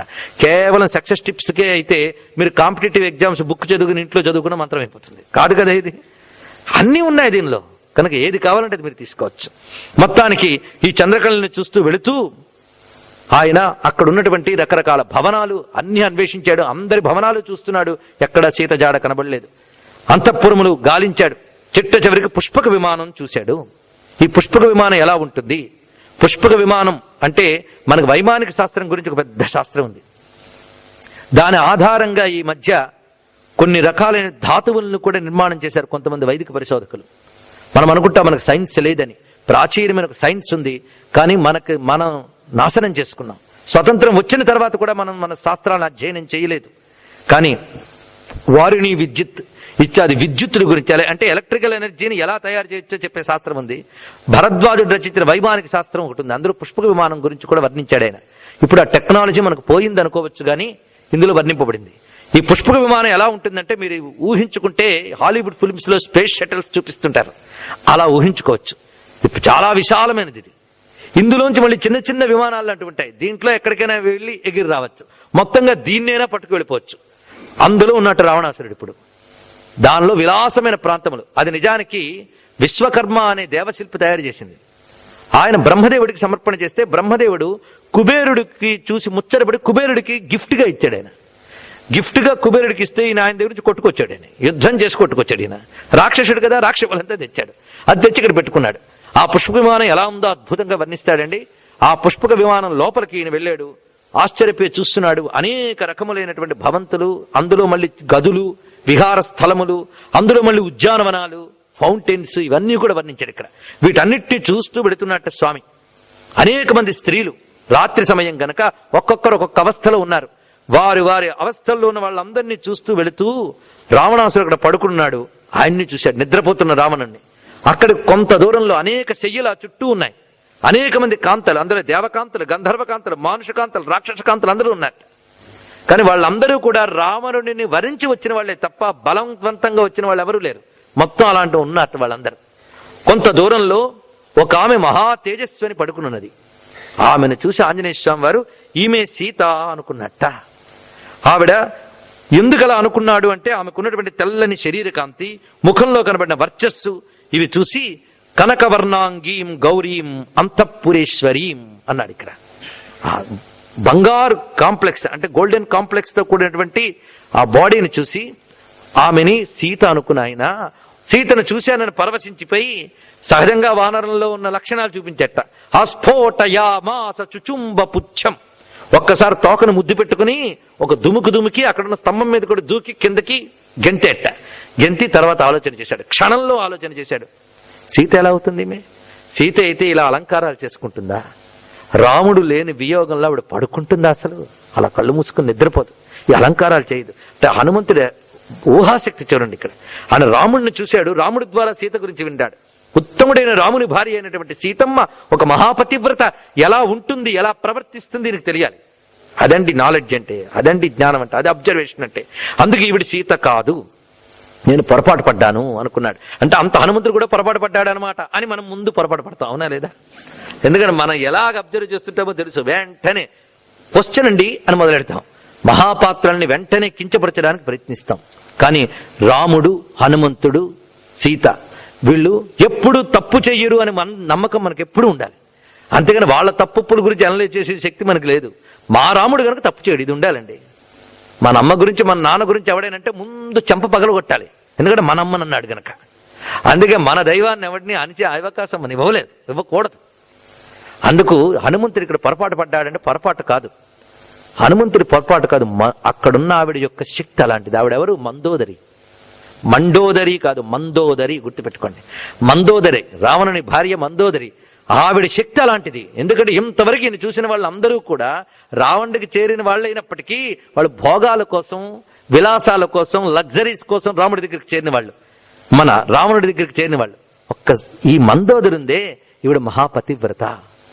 ఈయన వెతుకుతున్నది ఒక మహాపతివ్రతామూర్తిని మనస్సులో భావన చేస్తూ వెళుతున్నాడు. ఆ పతివ్రత లక్షణాల్లో కొంచెం ఇక్కడ కనబడింది వర్చస్సు, అందువల్ల ఇతను పొరపాటు పడ్డాడు. కానీ వెంటనే తెలివైన వాడు గనక మళ్ళీ బయటకు వచ్చాడు. పొరపాటు నుంచి బయటకు వచ్చి సీత ఇలాగా ఉండదు గనక ఈమె సీత కాదు అనుకుని ఆ పుష్పక విమానం నుంచి బయటకు వస్తూ అనుకున్నట్ట, నేను ఆ మొత్తం అనేక మంది స్త్రీలను చూశాను. ప్రతి స్త్రీ కూడా నిద్రావస్థలో ఉంది. నిద్రావస్థలో ఉన్నప్పుడు వస్త్రాలు కూడా అస్తవ్యస్తంగా ఉంటాయి. ఒక్కొక్క స్త్రీని రకరకాల స్థితిలో చూశానే, ఇది తప్పు కదా అనుకున్నట్ట. అనుకుని మళ్ళీ పరిశీలన చేసుకున్నాడు. దీని గురించి చాలా తెలుసుకోండి, మనం పిల్లలకు అన్నీ నేర్పుతున్నాం. ఇప్పుడు నేను చెప్పిన ధృతి, దృష్టి, మతి, దాక్ష్యం, సక్సెస్, లైఫ్ లో ఎలా అచీవ్ చేయాలి, ఇవన్నీ మనం చెప్తాం. కానీ హనుమంతుడు సక్సెస్ లో ఇది కూడా ఉంది, గుర్తుపెట్టుకోండి. ఏమిటది? ఇంతమందిని చూశాను, ఏమనుకున్నాడు? తప్పు చేశానా అన్నాడు. నువ్వు తప్పు చేసేవని అవతల వాడి చెప్పే అవకాశం మనం ఇవ్వకూడదు. మనమే అనలైజ్ చేసుకోవాలి. దీన్ని ఇంట్రాస్పెక్షన్, సెల్ఫ్ ఇంట్రాస్పెక్షన్ అంటారు. ఆంజనేయ స్వామి చేసుకుంటున్నాడు. నేను తప్పు చేశానా? ధర్మాధర్మాలు ఎవడో చెప్పడం ఏంటండి? ఎవడి కోసమో నువ్వు శుద్ధిగా ఉండాలా? నీ కోసం నువ్వు ఉండాలి కనుక నీకు నువ్వే అనలైజ్ చేసుకో, నీకు నువ్వు రెక్టిఫై చేసుకోవాలి. అది ఆంజనేయ స్వామి వారు అనలైజ్ చేసుకుంటున్నాడు. సత్పురుషులకు మాత్రమే ఇలా ఉంటుంది. ఏమిటి, నేను తప్పు చేశానా? మళ్ళీ అనలైజ్ చేసుకుని నేను తప్పు చెయ్యలేదు. ఎందుకంటే స్త్రీల మధ్యలోనే వెతుకుతాం గాని జంతువుల మధ్యలో వెతకం కదా అనుకున్నట్టు ఇక్కడ. అందుకు స్త్రీల మధ్యలో వెతుకుతున్నప్పుడు స్త్రీల్లో ఇలా కనబడ్డారు. ఈ కనబడినప్పుడు ఏ ఒక్కరిని చూసినప్పుడు కూడా నా మనస్సులో ఏ వికారము పుట్టలేదు గనక ఎలా మనం ఏం చూసామనేది కాదు, ఎలా చూసామనేది ప్రశ్న. కనుక చూడ్డం కాదు, మనస్సు ఎలా ఉందనేది. దృష్టి అంటే కంటిది కాదు, మనస్సుది. నా మనస్సులో వీళ్ళని చూసేటప్పుడు ఎక్కడ కామ వికారం లేదు, అన్వేషణాత్మకమైన దృష్టి మాత్రమే ఉంది గనక నేను తప్పు చేయలేదు అనుకున్నాడు. అది ప్యూరిటీ, అది క్యారెక్టర్. కనుక సక్సెస్ గురించి మీరు చెప్పొచ్చు, అచీవ్మెంట్ గురించి చెప్పొచ్చు, లైఫ్ లో ఎంతైనా అచీవ్ చేయొచ్చు, ఎంత మనీ అనే ఎర్న్ చేయొచ్చు. కానీ మన ఎర్నింగ్, సక్సెస్, అచీవ్మెంట్స్ వీటన్నిటికీ కూడా విత్ క్యారెక్టర్ ఉండాలి. గుర్తుపెట్టుకోండి, ఇది ఆంజనేయ స్వామి దగ్గర నేర్చుకోవాల్సింది. సక్సెస్ విత్ క్యారెక్టర్, అది నేర్పాలి. ఆ క్యారెక్టర్, స్త్రీని ఎలా చూడాలి, ఇలాంటి క్యారెక్టర్స్ మనం చిన్నపిల్లల నుంచి వాళ్ళకి చూపిస్తే ఎలాంటి జాతి తయారవుతుందో ఆలోచించండి. అందుకోసం మనం ఇప్పుడు వికృతమైన ప్రకటనలు అవన్నీ చూస్తున్నాం. ఎందుకు? విచ్చలవిడితనం వల్ల పెచ్చు పెరుగుతున్న రోగాల నుంచి పిల్లల్ని కాపాడడానికి మనకి రకరకాల పబ్లిసిటీలు ఇవన్నీ చేస్తున్నారు. అవి చేయడం కాదు, రామాయణం జాగ్రత్తగా నేర్పితే వాళ్ళకే స్త్రీని ఎలా గౌరవించాలో తెలుస్తుంది. అందుకు హనుమంతుడు లాంటి క్యారెక్టర్స్ ని పిల్లలకి నేర్పాలి. ఆయన ఎగిరేడు, రాక్షసులను కొట్టాడు అని కదా, ఈ క్యారెక్టర్ చూడండి ఎంత గొప్పగా ప్రవర్తిస్తున్నది. ఈ విధంగా ఆయన భావన చేస్తూ వెళుతూ అనుకున్నట్ట. ఎన్ని తిరిగాడండి, తిరిగిన చోటుకే మళ్ళీ తిరిగాడు. అన్నీ చూసి ఆ విమానం నుంచి దిగి ఆయన ఇన్ని తిరిగాను గాని కనబడలేదు. సీత తన యొక్క ఆత్మవిశ్వాసం నెమ్మదిగా తగ్గడం మొదలుపెట్టింది. ప్రతివాడికి కూడా చేస్తానన్న ఉత్సాహం ఉంటుంది, కానీ పనిలో దిగాక అడుగడుగునా ఏవో ఆటంకాలు వస్తూ ఉంటే నెమ్మదిగా కాన్ఫిడెన్స్ దెబ్బతింటూ ఉంటుంది. హనుమంతుడు కూడా అంత తిరిగాక ఇంకా సీత కనబడలేదు. ఎప్పుడో అప్పుడు అనుకున్నాడు, ఇప్పుడు సీత కనబడలేదు, నేను ఇంకా తిరగని చోటు ఉందా? ఇక్కడ అంతా తిరిగాను.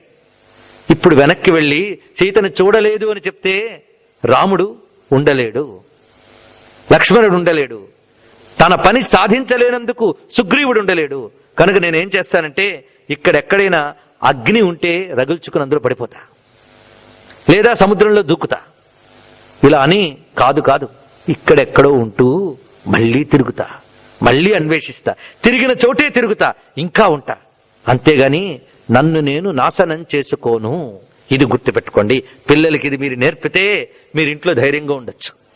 లేకపోతే ప్రస్తుత ప్రపంచంలో ఏ చిన్నపాటి ఫ్రస్ట్రేషన్ వచ్చినా వెంటనే I want to commit suicide అనుకుంటూ ఉంటారా లేదా అందరూ? కానీ హనుమంతుడిని అబ్జర్వ్ చేయండి, ఆయన ఏమనుకుంటున్నాడో. ఇక్కడ గొప్ప మాట చెప్తున్నాడు వాల్మీకి, హనుమంతుడి నోట్ అంట. ఇది మీరు ఇంట్లో రాసి పెట్టుకున్న చాలు, పిల్లలు పాడైపోరు. స్కూల్స్ లో, తర్వాత ఆఫీసెస్ లో, ఈ రోజుల్లో ఆఫీసుల్లో ఇవాళ ఉంటే రేపు ఎలా ఉంటుందో తెలియదు. కనుక వెంటనే ఏం చేయాలి? చచ్చిపోతే బాగుండు. ముఖ్యంగా విదేశాల్లో జరుగుతున్న బాధాకరం ఏంటంటే భారతదేశం నుంచి వచ్చిన వాళ్ళు కొన్ని సమయాల్లో ఇక్కడ సక్సెస్ కాలేక తమ ప్రాణాలని తీసుకుంటూ ఉన్న వార్తలు మేము అక్కడ పేపర్లో చదువుతూ ఉంటాం. అలాగే మాకు అక్కడ పరీక్షల టైంలో ఆత్మహత్యలు చేసుకుంటున్న విద్యార్థులు హాస్టల్స్లో ఎలా అవుతున్నారో న్యూస్ చూస్తూ ఉంటాం. కారణం ఏంటంటే ఎడ్యుకేషన్లో మోరల్ వాల్యూస్ని, రామాయణ భారతాలు లాంటి వాటిని చెప్పడం అనేది తగ్గిపోతుంది. అందుకే ఇప్పుడు నేను కేవలం ప్రవచనాలు చెప్పడానికి వచ్చాను కాకుండా మన వాటిలో చెప్పిన వాల్యూస్. వినాశే బహవో దోషాః, ఆ వాక్యం చూడండి. వినాశే బహవో దోషాః జీవన్ భద్రాణి పశ్యతి. గొప్పగా చెప్తున్నాడు. వినాశే బహవో దోషాః, నశించిపోవడంలో, వినాశం అంటే తను తాను స్మాష్ చేసుకోవడం, ఈ నశించిపోవడంలో అన్ని దోషాలే. జీవన్ భద్రాన్ని పశ్యతి, బ్రతుకున్నవాడు భద్రాల్ని చూస్తాడు, బ్రతుకున్నవాడు భద్రాలని చూస్తాడు. ఇప్పుడు కాకపోతే ఎప్పటికైనా, ఇప్పుడున్న సిచ్యుయేషన్ బట్టి నేను ఫ్రస్ట్రేషన్ అనుకుంటున్నాను, రేపు ఎలా ఉంటుందో నాకేం తెలుసు. So I have to live. రామాయణంలో లైఫ్ ఎంత వాల్యూబులో చెప్తాడు ఇక్కడ, అది గొప్ప విషయం. లైఫ్ కున్న వాల్యూ ఎంతో వివరిస్తాడు, అది మనం నేర్చుకోవాలి. అందుకే తస్మాత్ ప్రాణాన్ ధరిష్యామి ధ్రువో జీవిత సంగమః, అందుకు నేను ప్రాణాలు కాపాడుకుంటా. ఎప్పటికో అప్పుడు తప్పకుండా సీతమ్మను చూస్తా. అంతవరకు ఏం చేస్తావు? తపస్సు చేస్తాను. గుర్తుపెట్టుకోండి, తపస్సు చేస్తాను. ఇది తెలుసుకోవాలి. జీవితంలో కాని కాలం ఒకటి వస్తుంది. కాని కాలం అంటే కలిసి రాని కాలం. ఏం మనం పని చేసిన ఎన్ని ఎఫర్ట్స్ చేసినా ఒక్కొక్కటి సక్సెస్ కావు. లోపం ఎక్కడుంటుంది? ఏదో మనకు తెలియని ప్రారంధమో ఏదో అనుకోండి. కాలోహి దుర్తిక్రమ. ఒక కాని కాలం మనకు ఫేజ్ నడుస్తుంది ఎప్పుడు లైఫ్లో, ప్రతి వాళ్ళకి ఏదో ఒక ఫీల్డ్లో. ఆ టైంలో ఏం చేయాలంటే తపస్సు. తపస్సు అంటే ఆ సమయంలోనే మనల్ని మనం నిగ్రహించుకుని పాప సంహరణం కోసం మనం భగవత్ సాధనో నియమపాలనో ఏదో చెయ్యాలి. కాని కాలం తపస్సుకు వినియోగించాలి. గుర్తుపెట్టుకోండి. ఇది గుర్తుపెట్టుకుంటే మనకు చాలు. అదే చేశాడు. అప్పుడు ఏమిటవుతుంది? నీకు డివైన్ ఎనర్జీ, గాడ్స్ గ్రేస్ ని సంపాదించుకోవచ్చు. పాండవులను చూడండి, మొత్తం మహా గొప్పవాళ్ళు. వాళ్ళు రాజసూయ యాగం చేసినప్పుడు మొత్తం చక్రవర్తులందరూ వచ్చి ఆయన కాళ్ళ మీద పడ్డారు. అఖండ భూమండలానికి టోటల్ ఎర్త్గా ఆయన అప్పుడు కింగ్ అయ్యాడు, ఆయన మహానుభావుడు. అలాంటి ఆయనకి ఒక్కసారి యూదంలో మొత్తం పోయింది. ఏం చేశాడు ఆయన? చచ్చిపోలే. ఆ సమయంలో ఆయన ఏం చేశాడు? అర్జునుడు వెళ్ళి తపస్సు చేసుకున్నాడు. భీముడు సాధన చేసుకుని ఆంజనేయ స్వామి వారి అనుగ్రహం పొందాడు. ఈ మహానుభావుడు యజ్ఞాలు అవన్నీ చేసుకునేవాడు. అక్కడ వాడు భోగాలు అనుభవిస్తూ తాగి తందనాలు ఆడాడు. వాడేవాడు దుర్యోధనుడు. వాడుకున్న ఏదో పుణ్యం వల్ల ఇప్పుడు సుఖంగా ఉన్నాడు. ఆ పుణ్యం కాస్త పోయింది వాడికి. ఈయన తపస్సు చేసుకున్నాడు. కాని కాలాన్ని తపస్సుకు వినియోగించుకుని దివ్య శక్తిని పొందాలి. గుర్తుపెట్టుకోండి. ఎవడూ నిన్ను పలకరించలేదనుకో పనికిరావని, హబ్బయ్య నాకు హాయిగా ప్రైవేట్గా ధ్యానం చేసుకోవచ్చు అనుకోవాలి. గుర్తుపెట్టుకోండి. మన అప్రోచ్ పాజిటివ్ అప్రోచ్. సృష్టిలో ప్రతిదీ, సృష్టిలో నెగటివ్ అనేది లేదు. మన అప్రోచ్ లోనే ఉంది పాజిటివ్ గా నెగటివ్ గానీ. ఇది మనం తెలుసుకోవాల్సింది. రామాయణం ఎలాంటి బూస్టప్ ఇస్తుందో, మారల్ సపోర్ట్ ఇస్తుందో మీరు ఆలోచించండి. సీతారాములు వీళ్ళందరూ ఎలా నిలబడ్డారు ఒక్కొక్క కష్టానికి, అది చెప్తుంది రామాయణం. అదే మహిమలు చూపించి ఏదో సాధించడం కాదు. How to face the problem, how to with stand, అది చూడాలి ఇక్కడ. ఆంజనేయ స్వామి వారు ఇలా అనుకుని తత్మాత్ ప్రాణాన్ ధరిష్యామి అని నిర్ణయించుకుని ఆయన అనుకుంటూ తపస్సు చేస్తాననుకుని చూసేటప్పటికల్లా అక్కడ అశోకవనం కనబడిందండి. అంటే ఎప్పటికీ నేనే సాధిస్తాననుకుంటే కాదు, నీలో కొంత పశ్చాత్తాపమో వేదనో ఏదో కలిగి ఆ సరెండర్ అవగానే తప్పకుండా మార్గం కనిపిస్తుంది. ఎప్పటికైనా కనిపిస్తుంది. ఆయన అనుకున్నాడు, వెంటనే కనిపించింది. తపస్సు చేస్తాననుకుంటే కనిపించిందిట. అప్పుడు ఆయనకు భావం కలిగింది, నేను సీతను చూస్తానని కాదు, సీత నాకు దర్శనమివ్వాలి అనుకున్నాడు. ఇది గొప్ప పాయింట్ తెలుసుకోవాల్సింది. సీత నాకు దర్శనమివ్వాలి, నేను సీతను చూడడం ఏంటి? మనం వెళ్ళి అంటాం వెంకటేశ్వరుని చూస్తానని. నువ్వు చూస్తాననుకుంటే ఆయన కనబడ్డావు. ఆయన నీకు దర్శనం ఇవ్వాలనుకుంటే నేను వెళ్ళగలవు ఆయన దగ్గర. గుర్తుపెట్టుకో. సీత అంటే ఇప్పుడు హనుమ సీతకు ఓదార్చవలసిన ఆవిడ కాదు, ఆవిడ మహాశక్తి. ఆవిడ బయట క్యారెక్టర్ ప్రకారంగా చూస్తే ఆవిడ ఏడుస్తుంది, నేను వెళ్ళి ఓదార్చాలి. కానీ అసలుగా అందుకు ఈయన ఏం చేశారంటే అశోకవనాన్ని చూడగానే హోప్ వచ్చిందండి తిరిగి. ఇది నేను చూడలేదే, మిస్ అయ్యా. అన్ని చూసేను అనుకున్నాను, ఇది మిగిలింది. ఇప్పుడే కనిపించింది ఆయనకి. అది చూడగానే అనుకున్నాడు, దానిలోకి వెళ్ళబోతు. నమోస్తు రామాయ సలక్ష్మణాయ దేవ్యై చ తస్యై జనకాత్మజాయై నమోస్తు రుద్రేంద్ర యమానిలేభ్యో నమోస్తు చంద్రార్క మరుద్గణేభ్య. ఇది ఆంజనేయ స్వామి అశోకవనంలోకి వెళుతూ చదువుతున్నాడండి. ఈ స్తోత్రం ఎవరైతే చదువుతారో వాళ్ళకి కార్యసిద్ధి జరుగుతుంది అని ఒక ఇది విశేషం. ఇది అశోకవనంలోకి వెళుతూ ఆంజనేయుడు చేసుకున్నాడు. నమోస్తు రామాయ సలక్ష్మణాయ దేవ్యై చ తస్యై జనకాత్మజాయై. సీతమ్మ ఎవరు? దేవి. యా దేవి సర్వభూతేషు బుద్ధి రూపేణ సంస్థిత నమస్తస్యై నమస్తస్యై. ఆ దేవి తస్యై కలపండి, అదే దేవ్యై చ తస్యై జనకాత్మజాయై. ఆమెకు నమస్కారం. రుద్ర ఇంద్ర యమ అనిలేభ్య దేవతలకు నమస్కారం పెట్టి బయలుదేరుతున్నాడు లోపలికి. ఈ వెళుతున్న ఆంజనేయ స్వామి వారిని పంచభూతాలు దేవతలు చూస్తున్నారు. వాళ్ళందరూ నమస్కారం చేస్తున్నారు. మనము ఈ ఆంజనేయుని నమస్కారం చేద్దాం. ఈ ఇక్కడ హనుమంతుడు ప్రతి రూపం కూడా ఒక్కొక్క మంత్రమూర్తి. ఈయన ఎలా వెళ్ళాడో వర్ణిస్తారండి. చిక్కనగుతో ఒక పైకెత్తి చివర మడచి శిరసు పైన పతాకగా చెంగలింప ఆపదుద్ధారకుండైనట్టి స్వామి పంచభూత మనోహర ప్రతిభుడగుచు. చిక్కనగుతో ఒక పైకెత్తి, తోకని పైకెత్తి ఇలా మడిచెట్ట. ఆ మడిచి వెళుతున్నాడు ఆంజనేయుడు. ఈ స్వరూపం ఆపదుద్ధారక హనుమన్మంత్రమూర్తి. తోకని పైకెత్తడం అంటే అర్థం కుండలిని శక్తి పైకి జాగృతి చెందడం. ఇది దీనిలో ఉన్నటువంటి ఆంతర్యం. ఆ కుండలిని శక్తి ఇక్కడ చెప్పబడుతున్నది. ఈ తోకకు చాలా రహస్యం ఉంది, మీ సమయం వచ్చినప్పుడు చెప్తా. ఈ విధంగా ఆంజనేయ స్వామి ఆ వెళుతూ ఎప్పుడైతే అశోకవనంలోకి ప్రవేశించాడో చూశాడు అశోకవనం శోభ. ఆహా, ఎంత గొప్పగా ఉంది అశోకవనం. ఇంతవరకు ఎన్నో తిరిగాడు, అన్ని చాలా అద్భుతంగా గార్జియస్ గా చాలా అద్భుతమైనగా కనిపిస్తున్నాయి. ఎక్కడ పెడితే అక్కడ రత్నాలు రాళ్లు అన్నీ ఉన్నాయి. ఇక్కడ చూస్తే ఏదో ఒక పవిత్రమైన కళ ఉంది. ఎందువల్ల వచ్చింది? కోరి లక్ష్మి నడుమ కూర్చున్న ఎట్లుగా శోభతాల్చనటన శోకవనము. లోపల లక్ష్మీదేవి ఉందా అన్నట్టుగా లక్ష్మీ కళ ఉంది ఇక్కడ అన్నట్ట. ఉంది ఆవిడే. ఆ ధ్వని ఇక్కడ చూపిస్తున్నారు విశ్వనాథ సత్యనారాయణ గారు. ఈ విధంగా వెళ్ళి చూస్తూ ఉంటే మధ్యలో తెల్లని ఒక మండపం కనిపించిందిట. 1000 స్తంభాల మండపం. అందుకే సహస్ర స్తంభ మండపం. కైలాసమేవ పాండురం అన్నారు. ఇక్కడ కైలాసంలా తెల్లగా ఉంటుందండి 1000 స్తంభాలు. అంటే రావణుడు సీతని తెచ్చినా ఎక్కడ పెట్టాడో చూడండి. ఇక్కడ మీకు చిన్న రహస్యం చెప్తా. రావణుడు ఎవరు మీ అందరికీ తెలుసు. ఎవరండి ఆయన? జైవిజయుల్లో ఒకడు.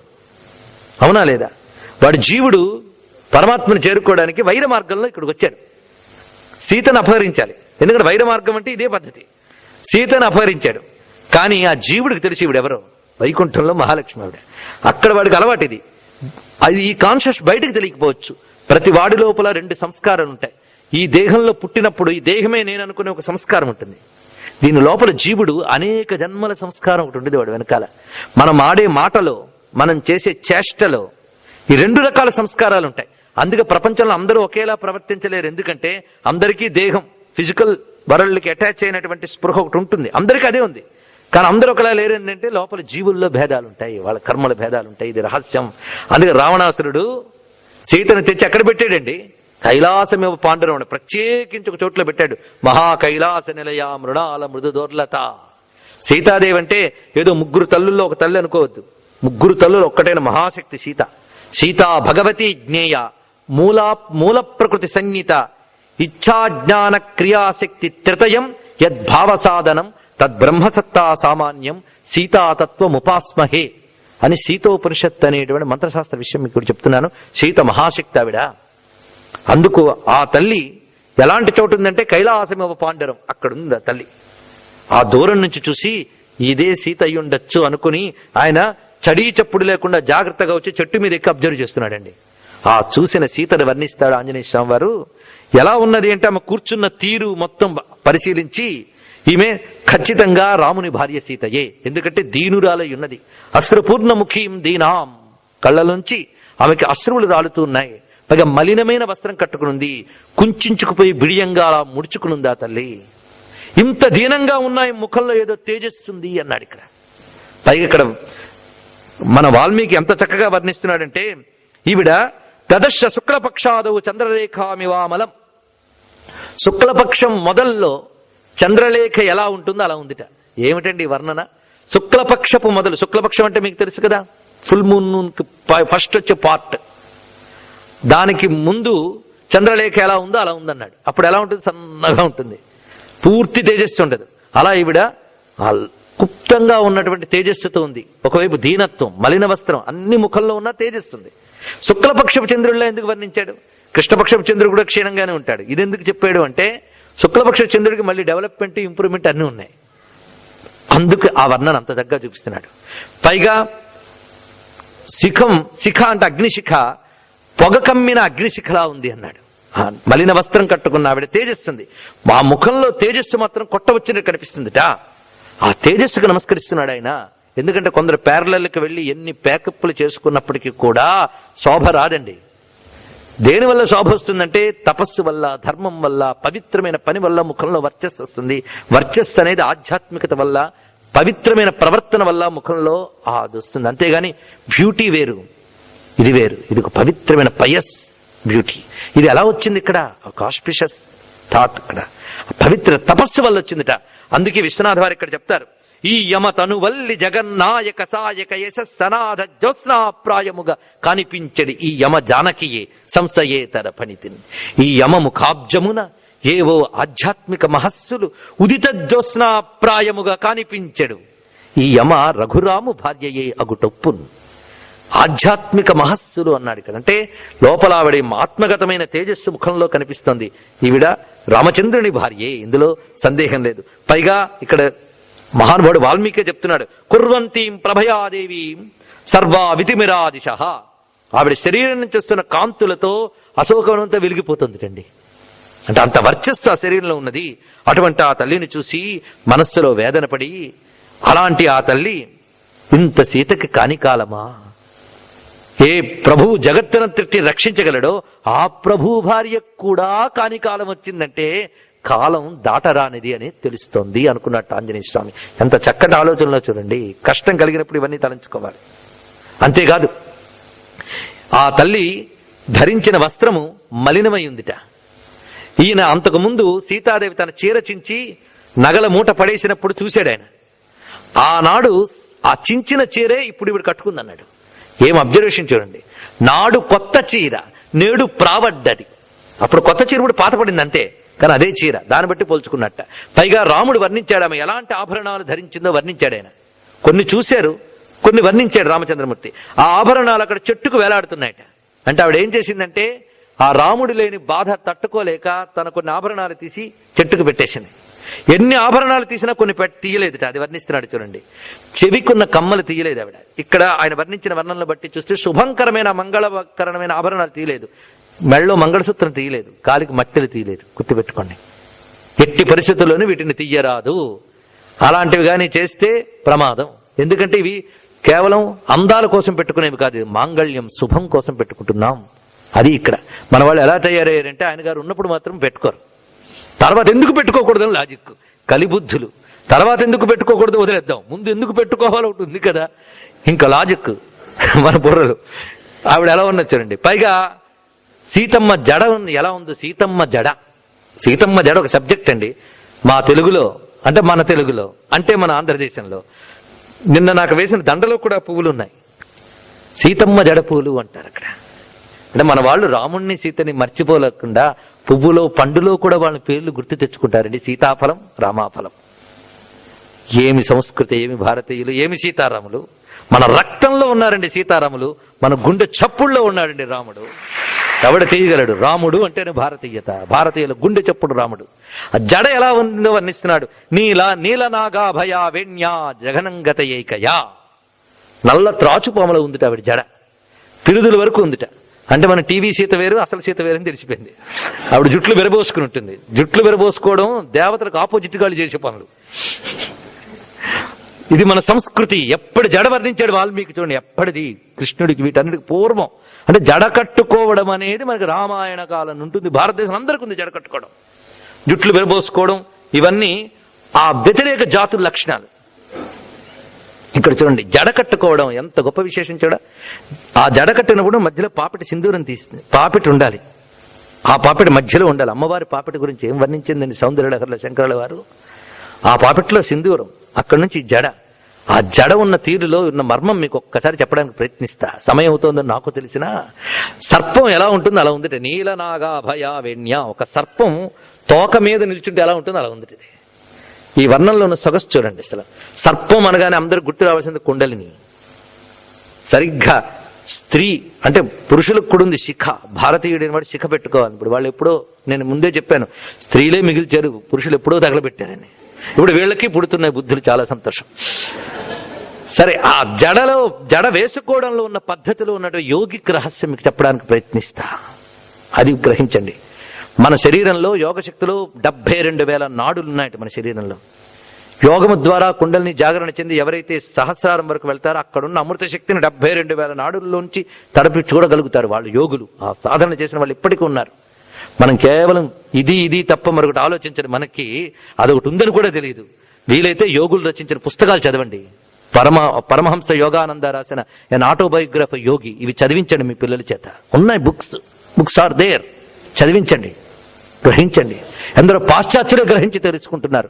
భారతదేశంలో పుట్టి మనం అక్కడ తెలుసుకోలేక, పాశ్చాత్య దేశాలకు వచ్చినా తెలుసుకోలేక, పైకి ఇక్కడికి వచ్చి అది తెలుసుకుంటే ఎక్కడ పాడైపోతామో అనుకుంటూ ఇలాంటి పరిస్థితులు ఉన్నాం. ఇవన్నీ ఉన్నాయి యోగ విషయాలు. ప్రధానమైన నాడులు 72,000 ఉన్నప్పటికీ ప్రధానమైనవి 3. మొత్తం 72 వాడి నాడులకి 3 చాలా ముఖ్యం. వీటిని యోగం చేత ఏ విధంగా శుద్ధి చేసుకోవాలో పెద్దవాళ్ళు ఉచ్ఛ్వాస నిశ్వాసంలో రేచక, పూరక, కుంభక, ఇక్కడ చాలా మంది యోగ సాధన చేసేవాళ్ళు ఉంటారు. ఆ చేసేటప్పుడు ప్రధానంగా 3 నాడులను మనం యాక్టివేట్ చేస్తుంటాం. అవేంటి? ఇడ, పింగళ, సుషుమ్న. ఈ 3 ప్రధానమైనవి. సుషుమ్న ప్రధానం. అందులో చిదేకరస రూపిణి బిసతంతు తనీయసి అని వర్ణించిన ఆవిడ అందులో ఉంటుంది సుషుమ్నలో ప్రధానంగా. ఇటువైపు ఇడా, పింగళ. ఈ రేచక, పూరక, కుంభకాది ప్రాణాయామ విద్య కేవలం ఎక్సర్సైజ్ కోసమే కాకుండా యోగం కోసం వేరే ప్రాక్టీసులు ఉన్నాయి.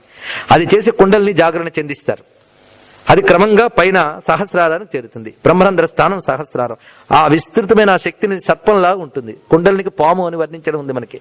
సరిగ్గా అది ఎలా ఉంటుందంటే ఇడా పింగళ నాడులతో మనం పనిచేస్తాం. సుషుమ్న ప్రధాన నాడి. ఇదే మనకి త్రివేణి అని అంటారు. గంగా యమున సరస్వతి. ఇందులో సరస్వతి అనేది సుషుమ్నా నాడికి సంకేతం. గంగా యమున ఇడా పింగళి నాడులు. ఇది అంతర్వాహిని అంటాం సరస్వతిని. అలాగే సుషుమ్న అంతర్వాహినిగా ఉంటుంది. ఇడా పింగళతోనే మనం మూవ్మెంట్ అంతా చేస్తూ ఉంటాం. ఇడా పింగళ సుషుమ్నంలో ఈ రెండు కనిపిస్తే ఇది లోపల దాగుంటుంది. జడ వేసేటప్పుడు కూడా జడని 3 పాయలు చేస్తారు. నాకు తెలియదు, శాస్త్రంలో ఉన్నది తెలుసుకుంటున్నా, లేదా మా అమ్మనో అక్కనో చూశాను కనుక తెలుసుకోగలుగుతున్నా. ఇక్కడ వాళ్ళకి అలవాటు ఉంటే చాలా సంతోషం. నిన్న ఒక తల్లి పాద నమస్కారం చేస్తున్నప్పుడు చూశాను, ఆ జడకు నమస్కారం చేసుకున్నా. సీతమ్మ జడ గుర్తొచ్చింది నాకు. ఇక్కడ కూడా అలా ఉన్న తల్లులు ఉన్నారు కనుక నేను చెప్పగలుగుతున్నా. సరే, మొత్తానికి ఆ మధ్యలో ఒక పాయ, ఇటు అటు 2 పాయలు వేస్తారు మన వాళ్ళు జడ వేసేటప్పుడు. మీరు అబ్జర్వ్ చేస్తే అచ్చంగా అది సుషుమ్న, ఇటు అటు ఇడా పింగళ. ఈ లోపల ఏ ప్రాణశక్తి ఉందో దానికి సింబల్ గా ఇది బయట వేశాం. ఈ లాగి పెట్టి కట్టడం వల్ల ఈ నాడీ మండలం స్పందన కూడా జరుగుతుంది. దానితో ఈ యోగ శక్తి మనలో యాక్టివేట్ అవుతుంది. ఇది మన పెద్దవాళ్ళు చూపించారు కనుక భారతీయుల కట్టుబొట్టులో కూడా యోగ విద్య ఉంది. అందుకు నేను చెప్పేది, ఎందుకు ఇలా చేశారు అంటే చెప్పగలిగేది కేవలం భారతీయులకు ఉంది, కానీ ఎందుకు ఇలా చేశారంటే చూడడానికి బాగుంటుంది గనక అని చెప్పం మనం. ఇది గుర్తుపెట్టుకోండి. ఇంత కాన్సెప్ట్ ఉంది. ఇంత నేను చెప్తేనే జడ వేసుకుంటామని కాదు, చాలా మంది జడలు వేసుకున్నారు కనుక నేను చెప్పగలిగాను ఇక్కడ. కనుక తెలిసి చేస్తామని కాదు, ముందు చెయ్యండి, తర్వాత తెలుస్తుంది. జడకున్న మర్మం ఇది. నీలేనాగా భయ వేణ్య, యోగశక్తికి దీనికి ఉన్నటువంటి విశేషం ఇది. అందుకు అన్నీ చూశాడు ఆయన మహానుభావుడు. ఈమె సీత అని మనసులో నిర్ణయించుకున్నాడు. ఈ లోపల రావణాసురుడు వచ్చాడు అక్కడికి. ఆ రావణాసురుడితో సీతమ్మ ఆడిన మాటలున్నాయి. ముందు వాడు వచ్చి ఏమిటి, ఒంటరిగా ఏకవేణి ధరాశయ్య, నేల మీద పడుకోవడం ఏంటి, మలిన వస్త్రం కట్టుకోవడం ఏంటి, నీకు తగదు. నువ్వు అంతఃపురాల్లో ఉండవలసిందానివి. రా, నాకు పట్టమహిషిగా ఉండు. నా రాజ్యం మొత్తం ముల్లోకాలు నీ పాదాల దగ్గర పెడతా. అంతేకాదు భూమిని మొత్తం జయించి మీ నాన్నకి ఇచ్చేస్తా అన్నాడు. అంటే పుట్టింటి గురించి చెప్తే తొందరగా వింటుందేమోనని. అది రాక్షస బుద్ధులు వాడికి. ఈవిడికి ఎక్కడ ఉంటుందండి? ఇలా చెప్పి పిబ విహర రమస్వ భుంక్ష భోగాన్ మయిలలలని యథాసుఖంత్వం, ఆ లంకలోకి వచ్చి నాతో పాటు తాగి తిరిగి ఆనందించన్నట్ట. ఆ సీతమ్మ అది చూసి ఒక గడ్డి పరకను అడ్డం పెట్టుకుని మాట్లాడింది. చాలా మందికి దృశ్యం అంతా గుర్తొస్తుంది. ఓ రాక్షసాధమా, ఆవిడ అన్న మాట చూడండి. గడ్డి పరకను పెట్టడంలోనే అంత సంప్రదాయం చూపించింది ఆవిడ. నువ్వు దీనికంటే తక్కువరా అని చెప్పడం ఒకటి. భారతీయ సంప్రదాయ ప్రకారం పరపురుషులతో మాట్లాడే కుల స్త్రీలు ఒక రాజ్యంలో ఉండే మహారాణి ఎలా మాట్లాడాలి అలాగా. ఆవిడ ఇక్కడ ఇలా ఉన్నా ఆవిడ స్థితి ఏమిటి ఆవిడ మర్చిపోలేదు చూడండి అక్కడ. అలా పెట్టి, ఓరి భ్రష్టుడా, నీకు తగని పని ఇది, నువ్వు ఇప్పటికైనా మించిపోలేదు, రాముడికి నన్ను అప్పగించి శరణు వేడితే అని వెంటనే నీకు క్షమిస్తాడు. నేను బతిమాలుతున్నాను అనుకోకు, నువ్వు బతకతావేమో అని ముందు జాగ్రత్తగా నీకు హెచ్చరిస్తున్నా. నువ్వు బతికి బాగుపడితే చాలా సంతోషం. అది జరగాలి అంటే రాముడికి అప్పగించు. రాముడు దయామయుడు. ఇప్పుడు 10 నెలలు గడిచింది నువ్వు తెచ్చి, అయినా సరే నువ్వు రాముడికి అప్పగిస్తే ఇంతవరకు నువ్వు చేసిన దాన్ని కూడా క్షమించి అనుగ్రహించగలిగిన దయామయుడు రామచంద్రమూర్తి. విదిత సహి ధర్మజ్ఞ శరణాగత వత్సల. అందుకు అప్పగించు, లేదా నువ్వు నీ వంశం మొత్తం నాశనమైపోతారు సుమా అన్నదిట. వెనగానే రావణుడికి మహాకోపం వచ్చింది. కామం చెడ్డదిని ఎందుకన్నారో నాకు ఇప్పుడు అర్థమైందన్నాడు రావణాసురుడు. కామం చెడ్డది గనకనే నువ్వు ఇన్ని మాట్లాడుతున్నా ఏమీ అనకుండా ఇంకా భరించూరుకున్నాను, ఎందుకంటే నీ మీద కామం ఉంది గనక. వాడు వెర్షన్ అలా ఉంది అని ఇప్పుడు 2 నెలల గడువు నీకు ఇస్తున్నా. ఈ 2 నెలల గడువులో నువ్వు మారితే సరే సరే, లేకపోతే నిన్ను వంటింట్లోకి పంపించి నా ఉదయం బ్రేక్ఫాస్ట్ కి ప్రాతరసనార్థం అన్నాడు ఇక్కడ, ఉదయపు ఆహారంగా నేను వినియోగిస్తా జాగ్రత్త అన్నాడు ఆయన. అని చెప్పేటప్పుడు అని చెప్పి పైకి ఇలా వస్తున్నట్ట.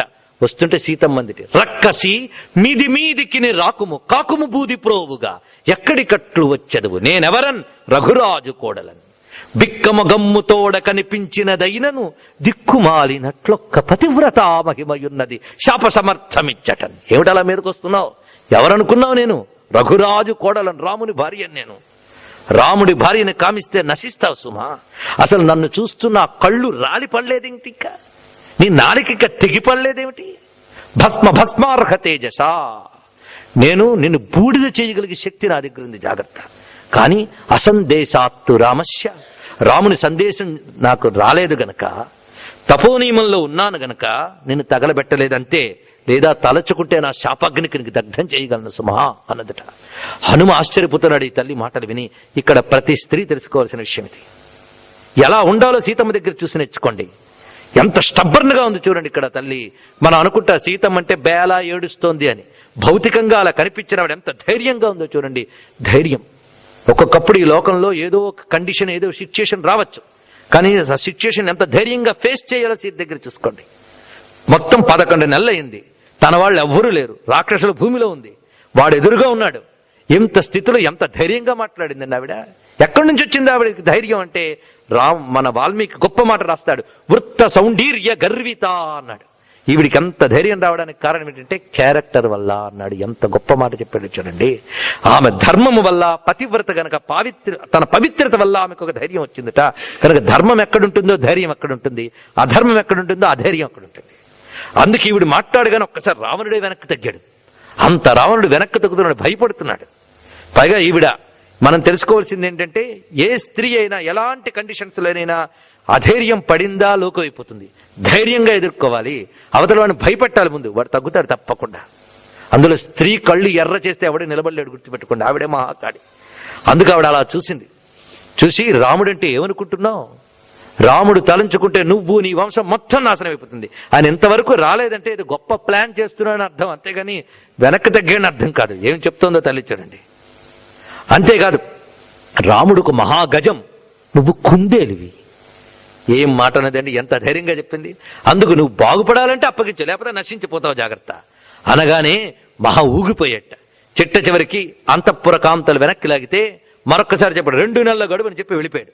ఈ లోపల రాక్షస కాంతలందరూ ఈ సీతమ్మని నోటుకొచ్చినట్టు మాట్లాడుతున్నారు. పైగా ఇప్పుడు వాడు అని వెళ్ళిపోయాడు గనక వాళ్ళకి ఇంకా ధైర్యం వచ్చింది. దానితో వాళ్ళు, ఎందుకంటే 2 నెలలు ఈమెను మనస్సును మార్చమని వాడు చెప్పి వెళ్ళాడు. దొరికిందే తడవు. పైగా రాక్షస స్త్రీలు వాళ్ళు ఎలా మాట్లాడతారండి? నోటుకొచ్చినట్టు మాట్లాడాడు. ఏం మా ప్రభు నీకు ఆనలేదా? మా ప్రభు అంటే ఎవరు అనుకున్నావు? బ్రహ్మవంశంలో వచ్చిన వాడు తెలుసా? బ్రహ్మగారి పుత్రుడు పులస్త్య బ్రహ్మ, ఆయన కొడుకు విశ్రవస బ్రహ్మ, ఆయన కొడుకు వీడు. బ్రహ్మ నుంచి 4వ తరం. ఎంత గొప్పవాడో తెలుసా? అలా అంటే అతడు నీకు సామాన్యుడిగా కనిపిస్తున్నాడా? ఆయన్ని నువ్వు కుందేలంటావా, నక్కంటావా? ఇలా అనొచ్చా? ఏమనుకుంటున్నావు? ఆయన మెత్తగా ఊరుకుంటున్నాడు గాని అసలు రాముళ్ళో ఏముంది? నిన్ను అడవుల పాలు చేశాడు, రాళ్ల మీద పడుకుంటున్నాడు. ఎప్పుడైనా సుఖపెట్టాడా? ఈయనగా నీకు త్రిలోకాలు రాజ్యం ఇస్తానన్నాడు. చూడండి ఇక్కడ ఏ విధంగా భార్యాభర్తల అనుబంధాలు ఉండాలో చూడండి. కాని కాలం వచ్చినప్పుడు కూడా కలిసి ఉండడమే భార్యాభర్తల యొక్క గొప్ప స్థితి. ఇద్దరూ దూరంగా ఉన్నారు, కాలం బాగోలేదు, కానీ ఆవిడ ఎంత తన భర్త మీద ఎంత కాన్ఫిడెన్స్ చెప్తోంది ఆవిడ. ఆ అనుబంధం అందుకే రామాయణం నిలిచిపోయింది. దాంపత్య ధర్మం యొక్క గొప్పతనాన్ని చెప్తోంది. ఇవాళ ఇలా జరుగుతూనే మరుసటి రోజు విడాకుల పత్రం రెడీ చేస్తున్న ఈ రోజుల్లో ఆయన గురక పెట్టాడు కనుక విడాకుల పత్రం ఇచ్చే పడమటి గాలులు గట్టిగా తగిలి విడిపోతున్న ఈ రోజుల్లో నువ్వే నా ప్రాణం, నువ్వు లేక నేను లేను, మనసంతా నువ్వే అని వాళ్ళు కలుస్తారు. మళ్ళీ కొద్ది రోజుల కల్లా ఏం జరుగుతుందంటే ఆ మనసు లేదు, నువ్వే నా ప్రాణం లేదు. వెంటనే ఎక్కడి నుంచి వస్తుందో? ఎంత ప్రేమగా అన్ని బంధాలు తెంచేసి, మర్యాదలు తెంచి, ధర్మాలు అతిక్రమించి పెళ్లి చేసుకుంటారో మళ్ళీ అంత చక్కగా విడిపోతున్నారు. భార్యాభర్తల ప్రేమ అంటే వీళ్ళ దగ్గరే తెలుసుకోవాలండి. అక్కడ తల్లి చెప్తోంది గొప్ప మాట. మీరు ఎన్ని మాట్లాడినా దీనోవా రాజ్యహీనోవా యో మే భర్త సమే గురు. దీనుడైనా రాజ్యహీనుడైనా నా భర్తే నాకు సర్వస్వం. ఆయనంటే నాకు ప్రాణం. ఆయన్ని విడిచి నేను ఉండలేను. ఎలాగూ అంటే సూర్యుణ్ణి కాంతి ఎలా వదలలేదో, ఇంద్రుణ్ణి శచీదేవి ఎలా వదలలేదో, వశిష్ఠుని అరుంధతీదేవి ఎలా వదలలేదో, చంద్రుణ్ణి రోహిణీదేవి ఎలా వదలలేదో, అగత్సుణ్ణి లోపాముద్ర ఏ విధంగా వదలలేదో, చ్యవనుని సుకన్య ఎలా వదలలేదో, సత్యవంతుని సావిత్రి ఎలా ఉన్నదో, కపిలునికి శ్రీమతి ఎలా ఉన్నదో, సౌదాసుడికి మదయంతి అనే ఆవిడ ఎలా ఉందో, సగరునికి కేసిని ఎలాగో, నలునికి దమయంతి ఎలాగో, రామునికి నేను అలాగా. మొత్తం 10 మంది పుణ్య దంపతుల పేర్లు చెప్పిందని తల్లి ఇక్కడ. ఈ కథలు ఏమిటని మీ పిల్లలు అడిగితే మీరు చెప్పడానికి ప్రయత్నించండి, మీకు తెలిస్తే. దీని ఉద్దేశం 10 మంది దంపతులు. దీని అర్థం సూర్యుడికి కాంతి మొదలుకొని ఇంద్రుడికి శచిద అక్కడ దేవతలు చెప్పింది, తర్వాత అరుంధతి వశులు ఋషులు, తర్వాత ఉత్తములైన చక్రవర్తులు చెప్పింది. అంటే దాంపత్య ధర్మం అనేది పరంపరాగతమైన ఒక గొప్ప సంస్కృతి. ఇది తెలుసుకోవాలి. ఇది దివ్యం, ఇట్ ఇస్ డివైన్. ఒకసారి అనుబంధం కలిగితే చచ్చే వరకు కలిసే బ్రతకాలి. ఏం చెప్తామండి, మధ్యలో ఒకరికొకరు పడలేదు, పడేలా చేసుకో. ఎన్ని మార్గాలున్నాయో. నీ శరీరానికి నీకు పడలేదు తెలుసా? ఒకసారి ఏదో జబ్బు వచ్చింది, డాక్టర్ గారు చెప్పారు డయాబెటీస్ అని. అప్పుడు ఏం చేసావు? మాత్ర వేసుకుని పడేలా చేసుకున్నావు. శరీరానికి ప్రాణానికి పడని ఎన్నో పరిస్థితులు వచ్చాయి, అయినా బ్రతకాలని ట్రై చేసావా లేదా? ఒకసారి ప్రాణం శరీరం లంకె పెడితే చచ్చే వరకు రెండు కలిసే బ్రతకాలి. ఒకసారి భార్యాభర్తల అనుబంధం ఏర్పడితే చచ్చే వరకు కలిసి ఉండాలి. లేదండి మధ్యలో వచ్చే వైపరీత్యాలు ఉంటాయి అంటే దానికి మీరు పరిష్కారాలు ఉన్నాయి శాస్త్రంలో. ప్రతి వైపరీత్యానికి కలిసి ఉండే ప్రయత్నాలు ఉన్నాయి, సాధనలు ఉన్నాయి. రామాయణం జరుగుతూ ఉండగా ఇంగ్లాండ్లో ఒకసారి రామకృష్ణ మఠం నుంచి ఒక మహానుభావుడు వెళ్ళి రామాయణం చెప్తున్నాడు. అక్కడికి అనేక మంది ఇండియన్స్ మన వాళ్ళు వచ్చి వింటున్నారు. అందులో అక్కడ సెటిల్ అయినటువంటి ఒక భారతీయ దంపతులు విడిపోయారు. ఎప్పుడో వాళ్ళకి భక్తి ఉందైనా రామాయణానికి వచ్చారట. ఆయన మానాన్ని ఆయన వచ్చాడు, ఆవిడ మానాన్ని ఆవిడ వచ్చారు. రోజు ఎవరి మానాన్ని వాళ్ళు వెళ్ళిపోతూ ఉన్నారట. చివరి రోజు ప్రసాదం ఇస్తూ ఉంటే రోజు వాళ్ళు డిఫరెంట్ క్యూలో వచ్చేవాళ్ళు. చివరి రోజు వచ్చేటప్పటికల్లా కలిసి వచ్చి ప్రసాదం తీసుకుని ఆనాటి నుంచి కలిసే బ్రతికెట్ట. అలా కలిపే శక్తి రామాయణానికి ఉంది, గుర్తుపెట్టుకోండి. అందుకు రామాయణం నిలవాలి. ఆ సీతారాముల దివ్య దాంపత్యం అందులో ఉన్న విశేషం. అందుకు ఎప్పుడైతే ఈ విధంగా మాట్లాడిందో రాక్షస స్త్రీలకు ఏమర్థమవుతుందండి? వాళ్ళు కఠినంగా మాట్లాడడం మొదలుపెట్టారు. ఈరోజు త్రిజట అనేవాడి లేచి నాకు కళ వచ్చింది అని చెప్పింది. ఇక్కడ కళ గురించి చాలా విశేషాలు ఉన్నాయి. ఆ కళలో ఆమె చెప్పిన రహస్యమంతా గాయత్రి మంత్ర రహస్యాలన్నీ ఉన్నాయి. అందులో రామచంద్రమూర్తి దివ్యమైన ఐరావతాన్ని ఎక్కి రావడం, ఆ వస్తూ ఉండగా ఒక సముద్రం మధ్యలో తెల్లని కొండ, కొండపై ఉందిటి సీతమ్మ. అక్కడికి రామచంద్రమూర్తి గగన మార్గంలో వచ్చి ఆమె చెయ్యి పట్టుకుని ఒళ్ళో కూర్చోబెట్టుకున్నట్ట. అక్కడ సీతమ్మ లేచి ఆకాశంలో సూర్యచంద్రుని తన చేత్తో తుడుస్తూ ఉంటే నాకు కనబడిందని చెప్పిందని త్రిజట. ఈ భావం చూడండి, సూర్యచంద్రుడు తుడుస్తోంది సీతమ్మ. ఎంత మాట చూడండి. సూర్యచంద్రులు అంటే మనలో ఉన్నటువంటి ఇడాపింగళ శక్తులే, వాటిని శుద్ధి చేస్తున్నది అంటే ఈ సుషుమ్నా నాడి అందున్నటువంటి శక్తి అని. ఇంకొక అర్థం ఉన్నది మనకి. ఆ రోజుల్లో ఇంట్లో లాంతర్లు వెలిగించేవారు తెలుసా? సాయంత్రం అయ్యేటప్పటికల్లా ఇల్లు చీకటైపోతుందని తల్లి లాంతర్ అంతా క్లీన్ చేసి వెలిగించేది. అలాగే ప్రపంచం చీకటెక్కకుండా ఏ తల్లి పగటిపూట సూర్యుడనే దీపాన్ని, రాత్రిపూట చంద్రుడనే దీపాన్ని పెట్టి, రాత్రి బెడ్ లైట్ పెట్టి పిల్లాడిని నిద్రపుచ్చినట్టు చంద్రుడిని పెడుతుంది, పిల్లల కోసం దీపం పెట్టినట్టు సూర్యుడిని పెడుతుంది. ఎవరు పెడుతున్నారు రెండు దీపాలు? ఆ తల్లే పెడుతున్న జగన్మాత. ఆ భావం ఇందులో మనకు ధ్వనిస్తున్నది. ఆ విధంగా దివ్యమైన దృశ్యాన్ని చూసింది. రావణాసురుడు తైలం తాగి గాడిద మీద ఊరేగి దక్షిణం వైపు వెళ్ళిపోవడం, ఇలాంటి దృశ్యాలు చూసింది. కానీ కళల గురించి చాలా విశేషాలు ఉన్నాయి. సమయాభావం చేత నేను చెప్పట్లేదు. కళల గురించి ఫ్రాయిడ్ మొదలైన వాళ్ళు సైకాలజీ గురించి మాట్లాడేటప్పుడు మనం ఫ్రాయిడ్ గురించి మాట్లాడతారు చాలా మంది. కానీ చాలా కాలం క్రితం ఆత్రేయ మహర్షి రాసిన స్వప్న శాస్త్రం ఉంది. ఈ స్వప్న శాస్త్రంలో కళలు ఎన్ని రకాలుగా వస్తాయో రాశాడు. కొన్ని కళలు మన రోగాలను చెప్తాయట. కళలు బట్టి డయాగ్నోస్ చేయొచ్చు వీడి రోగం ఏంటో అనేసి, వాటికి సంబంధించి ఏ రోగం ఉంటే ఎలాంటి కళలు వస్తాయో రాసింది ఆ శాస్త్రంలో. అలాగే సబ్ కాన్షియస్ లో ఏ థాట్స్ ఉంటే కళల్లో ఎలా వస్తాయి, సబ్ కాన్షియస్ గురించి మాట్లాడింది కూడా మొట్టమొదటి ఆత్రేయుడు అనే మహర్షి. మూడవది ఇండికేషన్ చూపించే కళలు, జరగబోయే వాటిని చూపించేవి. ఏంది ఎలా డివైడ్ చేసుకోవాలి, దేని ద్వారా ఎలా తెలుసుకోవాలి, అద్భుతమైన శాస్త్రం రాశాడు ఆత్రేయుడు. అంటే మన శాస్త్రములు చాలా ఉన్నాయి, మనకే వాటి మీద గౌరవం లేదు.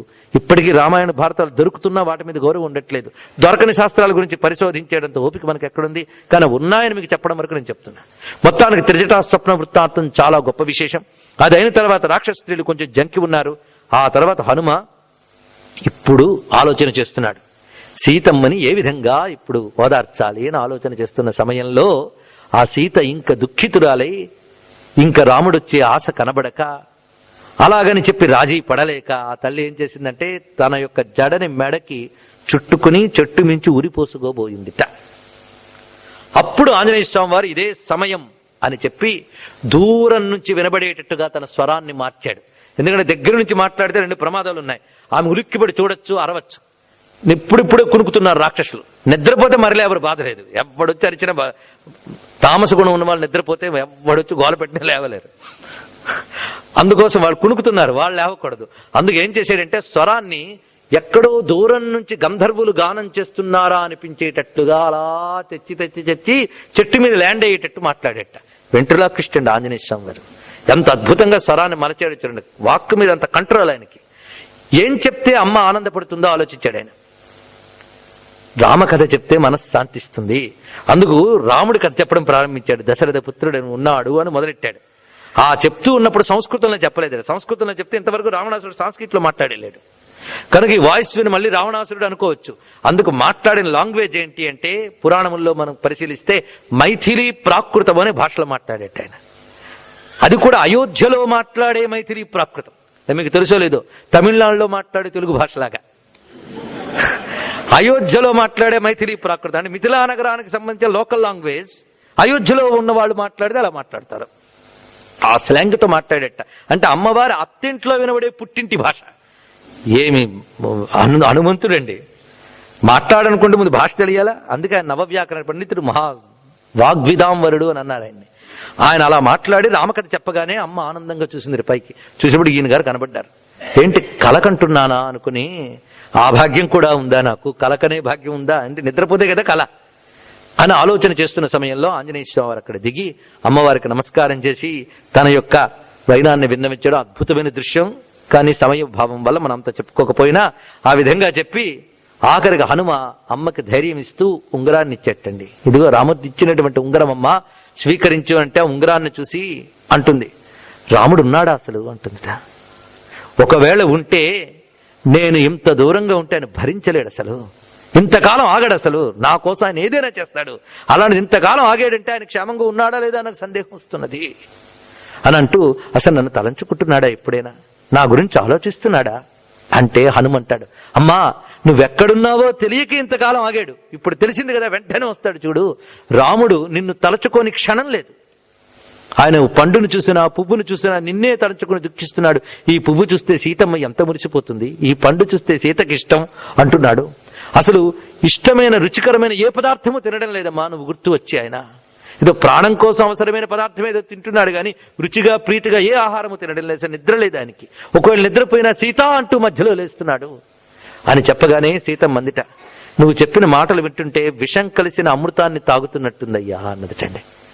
ఎందుకంటే రాముడు నా గురించి తలంచుకుంటున్నాడు అనే మాట వింటే అమృతంలా ఉంది, కానీ నేను తినడం లేదు నిద్రపోవడం లేదు అంటే విషంలా ఉందయ్యా అని చెప్పి, ఏమైనా నిన్ను చూస్తూ ఉంటే సామాన్యుడివి కావు, సముద్రాన్ని దాటొచ్చావు, ఉంగరం ఇచ్చావంటే నువ్వు మహానుభావుడివి అంటే అప్పుడు అన్నాడు ఆయన, అమ్మా నువ్వు దుఃఖించకమ్మా, నీ దుఃఖం నేను చూడలేకపోతున్నాను, నీకు వెంటనే రాముడిని కలవాలనుంటే ఇదిగో నా భుజాల మీద కూర్చొని నేను తీసుకెళ్తానన్నాడు.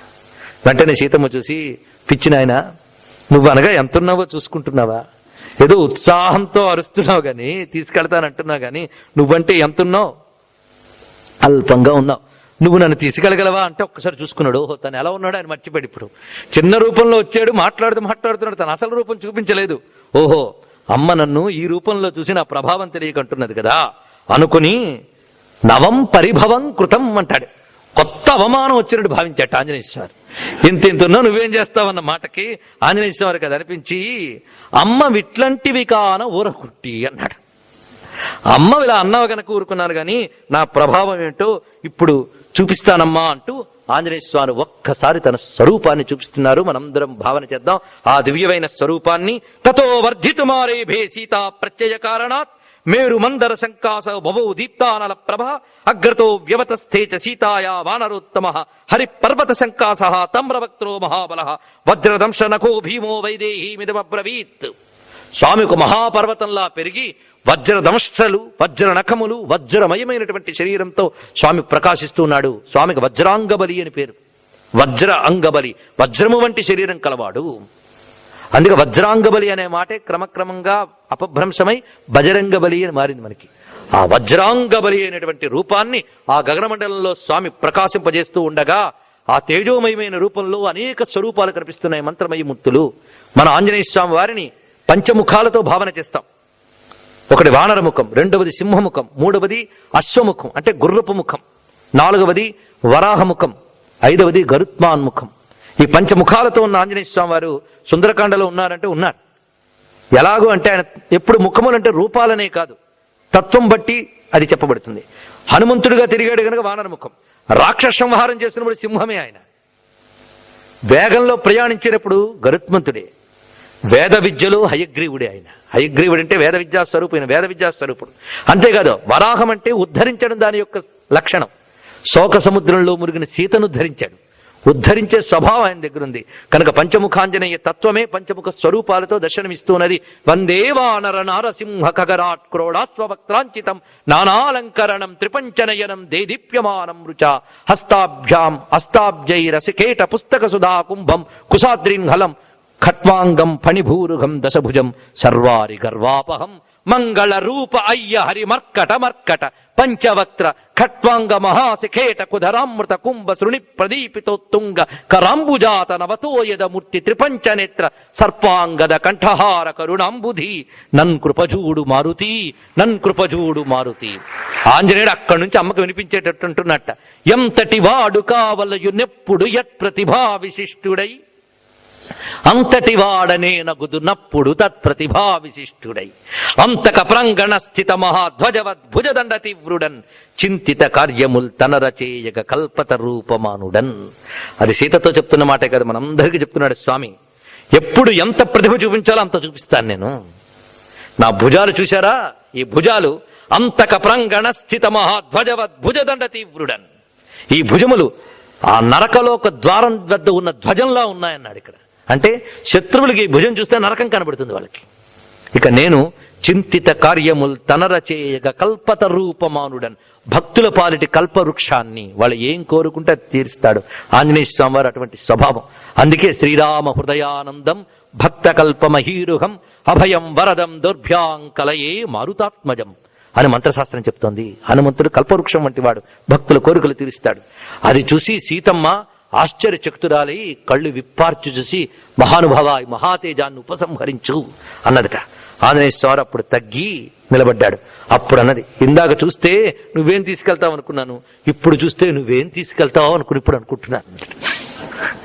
ఎందుకంటే ఈ మహాస్వరూపంతో నువ్వు నన్ను తీసుకువెళ్ళలేవు. నీ వేగానికి నేను ఎగిరిపడినా నీకు తెలియదు.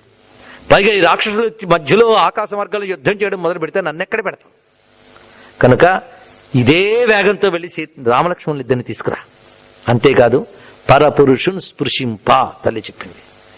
నేను రాముని తప్ప మరొక పురుషుని ముట్టుకోను. ఇది బాగా తెలియాలి. ఇది ఈ రోజుల్లో చెప్తే చాలా చాదస్తం కింద కూడా అనిపిస్తుంది. ఒక స్త్రీ పురుషుల యొక్క అనుబంధంలో శరీర పనువులు, భావ పనువులు, ఆ విధమైన అనుబంధం ఉన్నదే, ఆ దివ్యత్వం మనకు అర్థం కాదు. అందుకు హనుమంతుడితో ఈ మాట అనగానే హనుమంతుడు ఒక్కసారి నొచ్చుకుంటాట. ఎందుకంటే పరమ పతివ్రత అయినటువంటి తల్లికి భుజం మీద ఎక్కువ అన్నాడే, దాని గురించి నొచ్చుకుని, అమ్మా నేను నీ వేదన చూసి ఇక్కడ దాకా యుద్ధం చేయడం ఎంత కష్టమో ఆలోచన చేసి తొందరపడి అన్నానే తప్ప మరి ఏ భావంతో అనలేదమ్మా అన్నట్ట. హనుమ నొచ్చుకున్నాడని అమ్మ తెలుసుకుని వేదన పడుకున్నాయినా అన్నది. కాదమ్మా, నువ్వు అన్నమాట చాలా గొప్పదమ్మా. రాముని తప్ప ఇంకొన్ని ముట్టుకోనన్నావే, అది ఎవరనగలరు? ఒక్క సీతమ్మ అనగలదు. ఆ పతివ్రత, ఆ పావిత్ర్యం ఎక్కడ తెలుస్తుందని? పతివ్రత, ఏకపత్ని వ్రతం, ఇలాంటి విలువలు, ఆ విలువలు బ్రతికితే ఎప్పుడో ప్రపంచం బాగుండేది. అలాంటి పవిత్రమైనటువంటి సిద్ధాంతం. ఇది ఎవరో చెప్పారని చేయలేదు. ఏమిటండి, చేతి షేకండిస్తే తప్ప, పక్కన కూర్చోడు తప్ప, ఆడ అడిగే వాళ్ళకి తప్పే లేదండి. అసలు ఆ బుద్ధి పుట్టడం తప్పు ముందు. అది అక్కడ అర్థమవుతుంది ఆ తత్వాన్ని. మనసా కూడా స్పృశించను, అది చెప్పింది. రాముడికి సీత తప్ప మరొకటి తెలియదు, సీతకు రాముడు తప్ప మరొకటి తెలియదు. అందుకే త్యాగరాజ స్వామి వారు అంటారు పరనారీ సోదరా అని. అది రాముని యొక్క గొప్పతనం, సీతమ్మ యొక్క గొప్పతనం. అందుకే అంటారు వివేకానంద, ప్రపంచంలో ఉన్న సాహిత్యం అంతా ధ్వంసమైనా పర్వాలేదు, రామాయణం ఒక్కటున్నా చాలు, అందులో సీతమ్మ ఒక్కరుంటే చాలు, మొత్తం ప్రపంచ మానవ జాతే ఉద్ధరింపబడుతుందని చెప్తున్నారు. పవిత్రత అంటే ఏమిటో ఇలాంటి క్యారెక్టర్స్ భూమి మీద ఉంటాయా అని కొన్నాళ్ళు కనుక్కుంటారు హ్యూమన్ జనరేషన్స్. గుర్తుపెట్టుకోండి, అలాంటి ఒక ఆశ్చర్యకరమైన పాత్రను చూపిస్తున్నాడు ఇక్కడ. అందుకే హనుమంతుడు అంటాడు అక్కడ, నీ చరణము రవ్వ దువ్వ శిరసా పరిధార్యము స్త్రీ జగత్తుకు. నీ కాలి ధూళి సింధూరంలా ధరించాలమ్మా స్త్రీ జాతి. ఎంత పవిత్రమైన మాట చెప్పావు తల్లి అన్నాడు. ఇక్కడ మీరు చూస్తే సీతమ్మ ఎంత ధైర్యంగా ఉందో చూడండి. నిజంగా ఆవిడకి భయం ఉంటే తాను తగలబెట్టగలిగి తగలబెట్టలేదు, హనుమంతుడు తీసుకెళ్ళిపోతానంటే ఏదో నేను వెళ్ళిపోదాం పదా అనలేదు. చూడండి ఇక్కడ దీనిలో విశేషం ఏంటంటే ఆవిడ ఎన్ని మాటలు చెప్పినా అసలు లక్ష్యం ఒకటి ఉంది, ఈ రాముడికి బుద్ధి చెప్పాలి. రాముడు వచ్చి వీడికి ఇంతకింత చేయాలి, మొత్తం నాశనం చేయాలి వీడికి అని ఆవిడ కూర్చుందండి అంత గట్టిగా. కాబట్టి ఆవిడకి భయం లేదు. అప్పుడు అనుకున్నాడు, ఈవిడ దీనురాలు, ఈవిడు ఓదార్చడం ఏమిటి, నేను అనుకున్నాను ఈవిడ ధీరురాలు, ఈవిడకు నూతనాగ్నిశిఖ అని చెప్పి, అమ్మా ఏదైనా గుర్తిస్తే తీసుకెళ్తానమ్మా, ఇప్పటికే టైం అయిపోయింది అన్నాడు ఆయన. ఒక్క 5 నిమిషాలు పర్వాలేదా, ఒక గుర్తిస్తే తీసుకెళ్తానమ్మా అన్నట్ట. అప్పుడు అమ్మ చూడామని తీసిచ్చింది, దాచిపెట్టుకుందిట. అన్ని కొమ్మలకు పెట్టేసిన మంగళకరమైన ఆభరణాలు ఒంటికున్న చూడామని మాత్రం దాచిపెట్టుకుందిట. ఎందుకంటే సెంటిమెంట్, దానికి చాలా కథ ఉందిట. ఎందుకంటే ఈ చూడామని నువ్వు ఆయనకి ముగ్గురిని తలంచుకుంటాడు ఆయన, ఆయన అప్పుడే తెలుస్తుంది నీకు, నన్ను మా అమ్మని దశరథ మహారాజుని తలంచుకుంటాడు ఇవ్వన్నదిట. వీరో జనన్యా మమచ రాజ్ఞా దశరథస్య చ అని ఆమె చెప్పి ఆ చూడమని ఇవ్వగానే హనుమంతుడు ఆ చూడమని అందుకుని ఒక్కసారి కుదపబడ్డాడు అన్నారు. ఎలాగంటే గాలికి అరటి చెట్టు కదిలినట్లు హనుమంతుడు కదిలాడు అన్నాడు. ఇందులో మంత్రరహస్యం ఏంటంటే, చూడమనంటే సహస్రారాంతర్గతమైన తేజస్సు. ఇప్పటి వరకు ఎగిరి వచ్చిన వాడు ఆ తేజస్సును అందుకున్నాడు. అది దీనిలో ఉన్నటువంటి ఆంతర్యం. శ్రీ విద్యపరంగా చెప్తారు, అది కదలగానే యోగికి కలిగినటువంటి వైబ్రేషన్ అక్కడ కలిగినది అని మంత్రపరమైన ఒక సూచన, యోగపరమైన సూచన. కానీ చూడమని తీసుకుని హనుమ ఇంకా బయలుదేరతానమ్మా అన్నాడు. కానీ బయలుదేరి రాలే. ఆవిడ నుంచి పక్కకొచ్చి ముందు అశోకవనాన్ని ధ్వంసం చేశాడు. ఎందుకంటే చూచిరమ్మంటే కాల్చి రావాలి కదా. ఈ సామెత మీ అందరికీ తెలుసు, చూచిరమ్మంటే కాల్చి ఇచ్చాడని. కానీ విశ్వనాథ వారు ఇక్కడ గొప్ప మాట అంటారు, చూపులో అగ్గి కలవా అని చూడుమనుట, కాల్చవలసినదా అని కాల్చమనుట. ఎవడు చూపులో నిప్పుందో వాడిని చూసిరా అంటే కాల్చిరా అని అర్థంట. చూపులో నిప్పున్నవాడు ఆంజనేయ స్వామి అంటే ఎవరు? శివుడి అంశ కదా ఆయన. అందుకు శివుడికి 3 కళ్ళు, ఆ మధ్యలో ఉన్నటువంటి అగ్నినేత్రం అది ఈయన. అందుకు చూసిరా అంటే కాల్చిరా.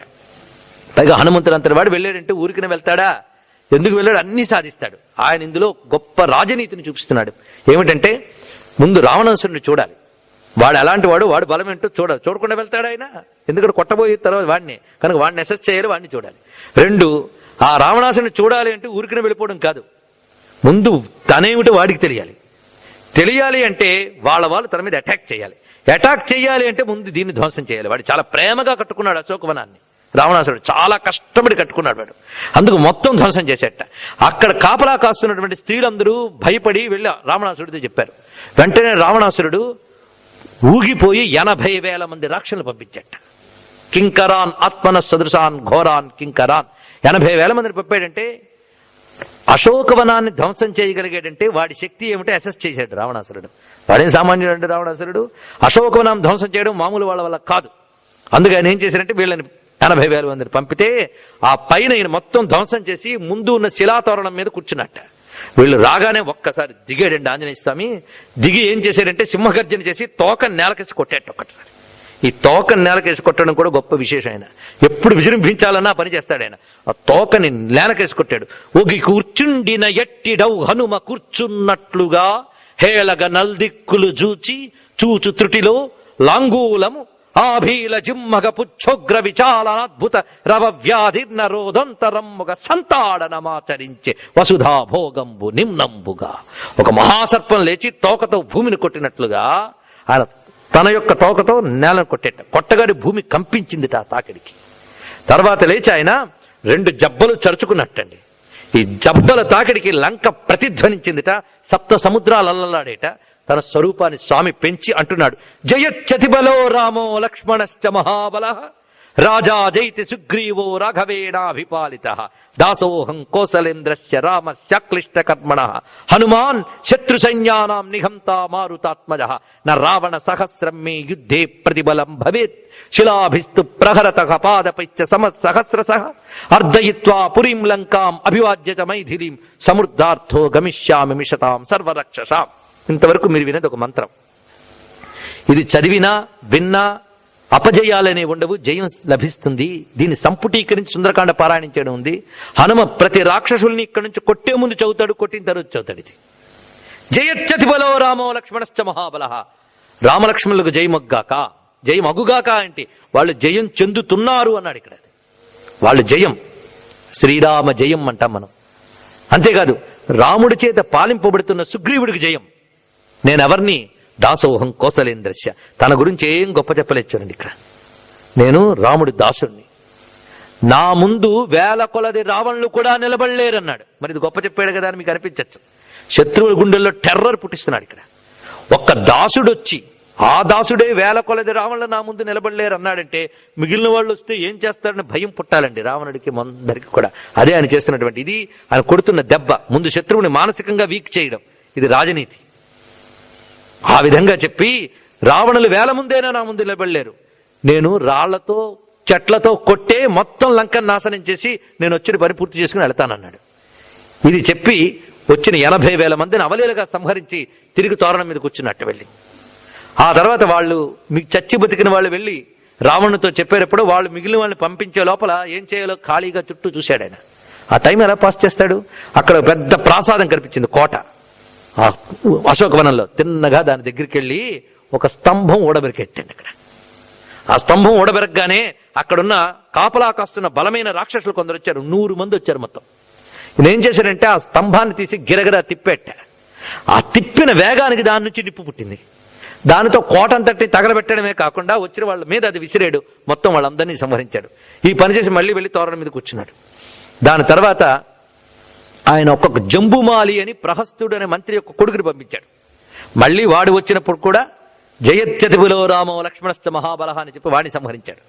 దాని తర్వాత మంత్రిపుత్రులు 7 బయలుదేరి వచ్చాట. వాళ్ళని అవలీలుగా సంహరించాడు. 5 సేనాపతులను పంపించాడు. ఆ సేనాపతిని పంపించినప్పుడు రావణుడు అన్న మాటలు ఇక్కడున్నాయి. ఏమనంటే, నేను చాలా మంది వానరుల గురించి విన్నాను, చూశాను కూడా. నాకు వాలి తెలుసు, నలుడు తెలుసు, నీలుడు తెలుసు, అంగదుడు తెలుసు, సుగ్రీవుడు తెలుసు, వీళ్ళ ప్రతాపాలు తెలుసు. ఎందుకంటే వాళ్ళచే దెబ్బతిన్నాడు ఇంతకు ముందు ఎప్పుడో రావణాసురుడు. వాళ్ళ గురించి నాకు తెలుసు. కానీ వాళ్ళ లాంటి వాడు కాడు వీడు. అంతకంటే ఏదో ఉంది ఇతడిలో. ఇంత పని చేశారంటే వాళ్ళ వల్ల కూడా ఇది కాదు. మహాసత్వమిదం జ్ఞేయం, ఇది కేవలం వానర రూపంలో వచ్చిన ఏదో మహాభూతం అన్నాడు. ఆ మహాభూతం అంటే మహాదేవుడైన రుద్రుడు. అది ఇక్కడ భావం. అది ధ్వనించింది అతనికి. దానితో మీరు జాగ్రత్తగా ఉండండి, ఏదో కూతనుకుని వెళ్ళడం కాదు, జాగ్రత్తగా ఉండండి అని చెప్పాడు. వీళ్ళు 5 వెళ్ళారు, వాడి చేతిలో మరణించారు. తర్వాత రావణ పుత్రుడు అక్షకుమారుడు ఉన్నాడు, వాడు వెళ్ళాడు. వాడికి ఎలా కనబడ్డాడంటే మహారుద్రుడిలా కనబడ్డాట ఆంజనేయ స్వామి వారు. ప్రళయకాలంలో ఉన్న రుద్రుని వలె కనబడ్డాడు. అలాంటి అతన్ని హనుమ అవలీలుగా సంహరించాడు. పురాణాల్లో చెప్తున్న కథ ఏమిటంటే, అక్షకుమారుని ఎవ్వరూ సంహరించారట, శివుడు తప్ప. ఇప్పుడు హనుమ సంహరించాడంటే దాన్ని బట్టి అర్థం చేసుకోవచ్చు ఆయన ఎవరు. ఆ విధంగా అక్షకుమారుని మరణమైంది. ఇంద్రజిత్తు బయలుదేరాడండి. ఇంద్రజిత్తు బయలుదేరి అనేక రకాలైన మంత్రాలు, అస్త్రాలు, అస్త్రం అంటేనే మంత్రబలంతో కూడినది, అది వేశాడు. చివరికి బ్రహ్మాస్త్ర ప్రయోగం చేశాడు. చేయగానే హనుమ పడ్డాట. దెబ్బకి పడి ఆలోచించాడు, నన్ను పడగొట్టిందంటే ఇదేమిటి? ఇది బ్రహ్మాస్త్రం. బ్రహ్మాస్త్రం ఈయన్నేమీ చెయ్యదు అని బ్రహ్మ యొక్క వరం. కానీ వచ్చిన వాళ్ళందరినీ కొట్టిపారేస్తూ ఉంటే నేను రావణ్ణి ఎప్పుడు చూస్తా, అందుకు దీనికి నేను బంధింపబడతాను అనుకున్నాడు. అస్త్రం బంధించినప్పుడు తాడుతో బంధించదు, అలా పట్టేస్తుంది అంత, ఇటు ఒకటి కదలనివ్వకుండా. అయితే ఎప్పుడైతే హనుమ కదలకుండా అలా ఉండిపోయాడో, వెంటనే రాక్షసులు ఉంటారు కదా పక్కన భట్లు, వాళ్ళు చాలా ఉత్సాహంతో వెళ్ళి తాడుతో కట్టేట. వెంటనే ఇంద్రజిత్ తల మీద చేయబట్టుకున్నాడు. ఎందుకంటే అస్త్రం తగిలిన వాడికి మళ్ళీ ఏదైనా తాడు తగిలితే అస్త్రం రిలీజ్ అయిపోతుంది. అది అక్కడుంది. అయ్యో, ఈ రాక్షసులకి ఏమీ తెలియకుండా తొందరపడిపోయారే అనుకున్నాడు. హనుమకు తెలుసు విడిపోయింది అని తెలుసు, కానీ అలా బంధింపబడ్డాడు. ఇంద్రజిత్ అనుకున్నాడు వానరుడికి తెలియక బంధింపబడ్డాను అనుకుంటున్నాడు, పోనీ ఏదో జాగ్రత్తగా ఆ సభ వరకు వస్తే గండం గట్టెక్కినట్టే అనుకున్నాడు. హనుమ తిన్నగా సభాభవనంలోకి వెళ్లి రావణుని చూసి అనుకున్నాడు, అహో రూపం, అహో ధైర్యం, అహో తేజ. ఏమిటా తేజస్సు, ఏమిటా రూపం, ఏమిటా ధైర్యం? అది ఇంద్రుడికి ఎంత తేజస్సుందో అంత తేజస్సుంది. ఇంత తేజస్సు, ఇంత తపస్సు ఉన్నా అధర్మం అనేది ఒకటి ఉంది వీడి దగ్గర. అది లేకపోయి ఉంటే 3 లోకాలని హాయిగా కలకాలం ఎలుకునేవాడే అన్నారు. దీన్ని బట్టి అర్థం చేసుకోండి, ఎంత మెటీరియల్ వెల్త్ మనం సంపాదించినా, ఎంత కాలం మనం ఉన్నా, ధర్మం అనేది ఒక్కటి లేకపోతే అది అన్నిటినీ దెబ్బతీస్తుంది. అది చెప్తోంది రామాయణం. హనుమంతుడు అదే అన్నాడు, అధర్మం అనేదే లేకపోయి ఉంటే ఇప్పుడు కలకాలం 3 లోకాలని ఏలుకునేవాడు కదా, పరస్త్రీ వ్యామోహం అనే అధర్మం లేకపోయి ఉంటే అని హనుమ అనుకుంటున్నాడు. అప్పుడు రావణుడు మహాకోపంతో ప్రహస్తుడిని అడిగట్ట, ఎందుకు వచ్చాడు ఏమిటో కనుక్కోని. ఈ ప్రహస్తుడు అనే మంత్రి అంటున్నాడు, నిన్ను చూస్తూ ఉంటే నువ్వు ఇంద్రుడు పంపిన దూతవా, విష్ణువు పంపిన దూతవా, వరుణుడు పంపిన దూతవా అంటే వాళ్ళెవ్వరూ నన్ను పంపలేదు, నన్ను రాముడు పంపిన దూతను నేను సుగ్రీవుని యొక్క మంత్రిని. నీకోటి చెప్తున్నాను విను. ఆ సీత ఎవరనుకున్నావు? కాళరాత్రి గుర్తుపెట్టుకో అన్నాడు. అంటే స్త్రీ మహాలక్ష్మి స్వరూపం, కానీ అధర్మ పరులిక అదే కాళరాత్రిగా అవుతుంది, దుర్గగా అవుతుంది. పంచాస్యామివ పన్నగీం, 5 పడగల పాముని ఇంట్లో ఉందని తెలుసుకో అన్నాడు. ఇక్కడ పంచాస్యామివ పన్నగీం అంటే పంచకృత్య పరాయణ అయిన శక్తి అని ధ్వనిందులో ఉంది. అలాంటి శక్తి ఉన్నది. ఇప్పటికైనా మించిపోలేదు. రాముడి దగ్గరికి వెళ్ళి శరణు పెడితే అభయమిస్తాడు. సీతమ్మ చెప్పినవి చెప్పాడు. ఒకవేళ జరగకపోతేనో నువ్వు అనొచ్చు, రాముడిని నువ్వు శరణ వేడకపోతే రాముడిని సంహరించి తీరుతాడు. రాముడు తన శక్తిని చూపిస్తే ఎవరూ నిలబడలేరు సుమా. రాముడు తన ప్రతాపాన్ని చూపించినప్పుడు అతన్ని ఎవడు రక్షించలేడు. రాముడు శిక్షించదలుచుకున్న వాడిని ఎవడు రక్షించలేడు. బ్రహ్మ గాని, రుద్రుడు గాని, ఇంద్రుడు గాని రక్షించలేడు. స్పష్టంగా చెప్పాడు ఇక్కడ. దీని అర్థం ఇంకోలా మనం తీసుకోవచ్చు. ఏమని? రాముడు ఎవరిని రక్షించదలుచుకున్నాడో వాడిని ఏ ఒక్కరూ బాధించలేరు, అది కూడా తెలుసుకోవాలి. శ్రీరామ రక్ష సర్వజగద్రక్ష. అది శిక్షించదలుచుకుంటే ఎవడు రక్షించలేడు, రక్షించదలుచుకుంటే ఎవరు శిక్షించలేరు. అందుకు రామవధ్యుడు అంటే రాముడు ఫలానా వాడిని చంపదలుచుకుంటే ఎవడు రక్షించలేడు, ఇప్పటికైనా మించిపోలేని శరణ వేడు అంటే మహాకోపం వచ్చి కోతిని చంపేయండి అన్నట్ట. అప్పుడు విభీషణుడు చెప్పాడు, నాయనా దూతని చంపరాదు అని. వీడు దూత వచ్చి నా కొడుకుని చెప్పాడు, వీళ్ళని చెప్పాడు, అందరినీ చెప్పాడంటే ఎన్ని చేసినప్పటికీ ఒకవేళ దూత అలాంటి తప్పు చేస్తే దూతను వికలాంగుణ్ణి చేయడమో అవమానించడమో చేయాలి తప్ప సంహరించరాదు, ఇది రాజనీతి కాదు అని ఎప్పుడైతే చెప్పాడో వెంటనే ఆయన లాంగూలానికి మంట పెట్టించారు, అంటే తోకకు మంట పెట్టారు. ఈ వార్త తీసుకువెళ్లి సీతమ్మతో చెప్పారు కొంతమంది, నీతో మాట్లాడెళ్ళింది కోతి, దానికి బలి శాస్త్ర జరిగిందిలే అన్నట్టు. అంతేకాదు ఈ తోకకు మంట పెట్టి మొత్తం లంకంతా తిప్పండి అన్నాడు. అబ్బా భలే భలే అన్నాడు ఆంజనేయ స్వామి. ఎందుకంటే నేను రాత్రి సరిగ్గా చూసినట్లేదు లంక, ఇప్పుడంతా కంప్లీట్ గా ఒకసారి చూడొచ్చు అనుకున్నట్టు ఆయన. ఆ విధంగా ఎప్పుడైతే ఆయన బంధించి తోక మంట పెడుతున్నారో సీతమ్మకు వార్త తెలిసిందో సీతమ్మ అగ్నిదేవుడికి నమస్కారం చేసుకుందిట. ఎందుకంటే తన ధర్మంలో తానున్నప్పుడు పంచభూతాలు కూడా అనుగ్రహిస్తాయి. ఆ తల్లి అన్నది ఏమిటంటే యజ్జస్తి ప్రతిశుశ్రూష యజ్జస్తి చరితం తప, నేను పతిశుశ్రూష పరాయణరాలనైతే నా చరిత్ర తపస్సుతో కూడినదైందైతే రామచంద్రమూర్తికి నా మీద దయ ఉన్నట్లయితే, రామచంద్రమూర్తి నన్ను విశ్వసిస్తున్నట్లయితే ఓ అగ్ని హనుమంతుడి పట్ల చల్లబడు అనుకున్నాడు. అప్పుడు హనుమంతుడికి తోక దగ్గర మంచు పెట్టినట్టు ఐస్ పెట్టినట్టుంది కానీ మంటలేదుట. అని ఆశ్చర్యపోయాడు, ఇప్పుడు తోక నన్ను తగలబెట్టట్లేదని. ఆహా నా ప్రతాపం అనుకోలేదు ఆయన. చూడండి ఆయన ఏమనుకున్నా అంటే సీతమ్మ అనుగ్రహం అయి ఉంటుంది, లేదా రాముడి ప్రభావం. రామచంద్రమూర్తి వస్తుంటే తోవలో ఆకాశం అనుకూలించింది, సముద్రుడు వచ్చి ప్రార్థన చేశాడు, పర్వతం వచ్చి ప్రార్థన చేసింది. అంటే రాముడి మాటకి పంచభూతాలు కట్టుబడి ఉంటాయి, అందుకే అగ్ని అలా కట్టుబడింది అనమాట. ఇది శ్రీరామరక్ష అంటే. రామరక్ష ఉన్నవాడికి పంచభూతాలు అనుకూలంగా ఉంటాయి హనుమంతుడు చెప్పాడు. మూడవది మా నాన్నగారు ఎవరండి, వాయుదేవుడు. ఈయన అగ్ని మిత్రుడు గనక అగ్ని నన్ను ఏం చేయలేదు అనుకున్నాడు, అంతేగాని నా గొప్పతనం అనుకోలేదు. నిజానికి ఆయన గొప్పతనం అయినప్పటికీ ఇది వినయం అంటే. ఈ విధంగా ఆయన అనుకుని ఆడు తర్వాత మొత్తం చూసాడు, అయిపోయింది లంకనంతటిని. తర్వాత తోక పని చెప్పాడండి, మొత్తం లంకనంతటిని తగలబెట్టాడు విభీషణుడి గృహం తప్ప. అంటే హనుమంతుడు తగలబెట్టాడా? కాదు, రావణుడి అధర్మమే లంకని తగలబెట్టింది. ఇది తెలుసుకోవాల్సిన గొప్ప విషయం. అందుకే అన్నారు ఉల్లంఘ్య సింధో సలిలం సలీలం యశోకవన్యం జనకాత్మజాయా ఆదాయ తేనైవ దదాహలంకాం నమామితం ప్రాంజలి రాంజనేయం. సముద్రాన్ని దాటి వచ్చి సీత మనస్సులో ఉన్న శోకమనే మంటని ఆయన ఆవిడ మనసులోంచి తీసేట, శోకాగ్నిని తీసి ఏం చేశారంటే ఆ మంటను తీసుకొచ్చి లంక మీద పెట్టేట అంతే. కనుక అది తోక మంట కాదయ్యా, శోకపు మంట అన్నారు. ఇక్కడ ఒక స్త్రీ ఏడ్చిన ఏడుపు ఆ ఇంటిని తగలబెడుతుంది, గుర్తుపెట్టుకోండి, అది ఇక్కడ చెప్తున్నారు. అంతేకాదు అధర్మం తగలబెడుతుంది. అయితే ఇంత అధర్మం తగలబెడుతున్నా, ఎన్ని క్షోభలు వస్తున్నా, ఎవరైతే ధర్మమయంగా భగవంతుడు నమ్ముంటారో వారిని మాత్రం ఏది తగలబెట్టదు. అందుకే విభీషణుడి ఇల్లు క్షేమంగా ఉంది. ఇది మనం తెలుసుకోవాల్సిన గొప్ప విషయం. ఈ విధంగా మొత్తం తగలబెట్టాడు ఆయన. ఆ తోకకంతా పని చెప్పి దాని సముద్రంలో ముంచి, అయ్యో అంతా తగలబెట్టానే, మరి సీతమ్మ అశోకవనం ఏమైందని వెళ్ళి చూసేటప్పటికి సీత క్షేమంగా ఉన్నది అక్కడ. అప్పుడు అనుకున్నాడు, ఏ తల్లి తపస్సు వల్ల నేను రక్షింపబడ్డానో ఆ తల్లిని అగ్ని చేస్తుంది, అసలు ఈవిడే మహాగ్ని అనుకున్నాడు. ఆవిడే అగ్ని, నాగ్ని రగ్నవు ప్రవర్తతే, అగ్ని అగ్ని ఏమీ చేయలేదు అనుకున్నాడు. ఇక్కడ తోకకు నమస్కారం చేయాలి. ఏమిటా తోక? తోకే అంత పని చేసింది. మొదటి నుంచి తోక తోక అని చెప్తూ వచ్చాను నేను మీకు. ఏమిటది విశేషం? దేవతలందరూ శివుడి దగ్గరకు వచ్చినప్పుడు నువ్వు అవతరించాలన్నారు ఆంజనేయ స్వామి వారికి. మన ఆంజనేయ స్వామిగా అవతరించమన్నారు. అప్పుడు శివుడు సరైన అవతరిస్తానన్నట్ట. అప్పుడు పక్కనున్న పార్వతుంది, మరి నేను వస్తానంది ఆవిడ. అంటే నువ్వెందుకు తోకలాగా అన్నట్ట. అలాగే వస్తానంది ఆవిడ. అది రహస్యం అండి, అది తోకలాగా వచ్చింది.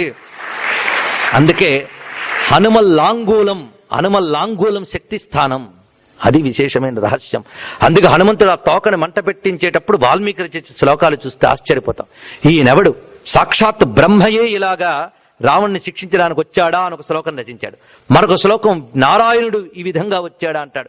మూడవ శ్లోకం ఏంటంటే అచింత్యమై అవ్యక్తమై అద్భుతమైన పరతత్వం తన మాయతో ఈ రూపం స్వీకరించి వచ్చిందా, అది మూడవది. సంపూర్ణంగా చెప్పడం ఏంటంటే బ్రహ్మ విష్ణు శివాత్మకమైన రుద్రుడు ఈయన అనే భావం అక్కడ స్పష్టంగా వాల్మీకి చెప్పాడు. అందుకే ఆంజనేయం మహావీరం బ్రహ్మ విష్ణు శివాత్మకం అంటాం. ఈ విధంగా అక్కడ చూపిస్తాడు ఆంజనేయ స్వామి వారు. లంకా దహనం పూర్తయింది, సీతమ్మ దగ్గర సెలవు తీసుకున్నాడు, అమ్మా వెళ్ళొస్తానన్నాడు. ఇక్కడ అమ్మకి చెట్టు మించి కథ చెప్పాడు రాముడు కదా. చెట్టు దిగి అమ్మకి తెలియని రామకథ చెప్పాడు. వెళుతూ అమ్మా రాముడు వస్తాడు, తప్పకుండా రాక్షస సంహారం చేస్తాడు, నిన్ను చేపడతాడు, అయోధ్యకు వెళ్లి మీరు పట్టాభిషేకం చేసుకుంటారు, అది మేమంతా కళ్ళారా చూసి ఆనందిస్తామని జరగబోయే రామకథ చెప్పాడు. మొత్తం రామకథ అంతా మొట్టమొదటి చెప్పినవాడు ఆంజనేయుడు, ఆ తర్వాత వాల్మీకి రాశాడండి. కనుకనే ఆంజనేయుడు ఆది కవి. ఆయన చెప్పిన రామాయణం సుందరకాండలో ఉంది గనకనే సుందరకాండ పారాయణ చేస్తే రామాయణం పారాయణ చేసినంత ఫలితం. ఇది రహస్యం. ఈ విధంగా ఆంజనేయుడు పలికి సెలవు తీసుకుని వచ్చి రామచంద్రమూర్తితో విషయం చెప్పగానే రాముడు పరమానంద భరితుడయ్యాడు. ఆ చేతిలో చూడామని పట్టుకున్నట్ట అచ్చంగా ఆయన గుర్తొచ్చారు. ఆవిడ చెప్పినట్టు ఎవరు? ముగ్గురు గుర్తొచ్చారట. ఎందుకంటే యజ్ఞము చేస్తూ ఉండగా ఇంద్రుడు ప్రత్యక్షమై జనక మహారాజుకి చూడామనిచ్చాడు. ఆ చూడామని జనక మహారాజు తన భార్యకి ఇచ్చాడు. పెళ్లి జరుగుతూ ఉంటే అది ఆ జనక మహారాజు భార్య కౌసల్యా దశరథులకి ఇచ్చిందిట. ఆ కౌసల్యా దశరథులు రాముడికి ఇచ్చి ఇది పెట్టని చెప్పట. అప్పుడు ఆ పెళ్లిలో అలంకరించట రామచంద్రమూర్తి. ఎందరూ గుర్తొస్తారు, పుట్టిలు వాళ్ళు మెట్టిలు వాళ్ళు అందరూ గుర్తొస్తారు ఒక్కదాన్ని చూస్తే. అది ఆ పెళ్లి సమయం గుర్తొస్తుంది. ఎంత గొప్ప భావం చూడండి ఇక్కడ. అందుకు రామచంద్రమూర్తి చూసి ఏమందయ్యా సీత, ఇంకొక 2 మాసాలే గడువిచ్చాడు, ఆ తర్వాత బతకనందా? నేను ఇంకొక క్షణం కూడా బతకలేనయ్యా సీత లేకుండా అన్నట్టు రామచంద్రమూర్తి. ఇంకా ఏముందో చెప్తావా? నువ్వు చెప్తూ ఉంటే ఇంకా ఏముందో వినాలనుంది. అప్పుడేమనే ఏమనుమనెను అని అంటారు అక్కడ అన్నమాచార్య. అప్పుడేమనే ఏమనుమనెను తపమే విరహపు తాపమనే. ఆమె విరహ తాపమే ఒక తపస్సులా నీ కోసం తప్పిస్తున్నదయ్యా అని అంతా చెప్తాడు, కానీ లంక కాల్చానని చెప్పడండి ఆయన. అది మాత్రం విశేషం.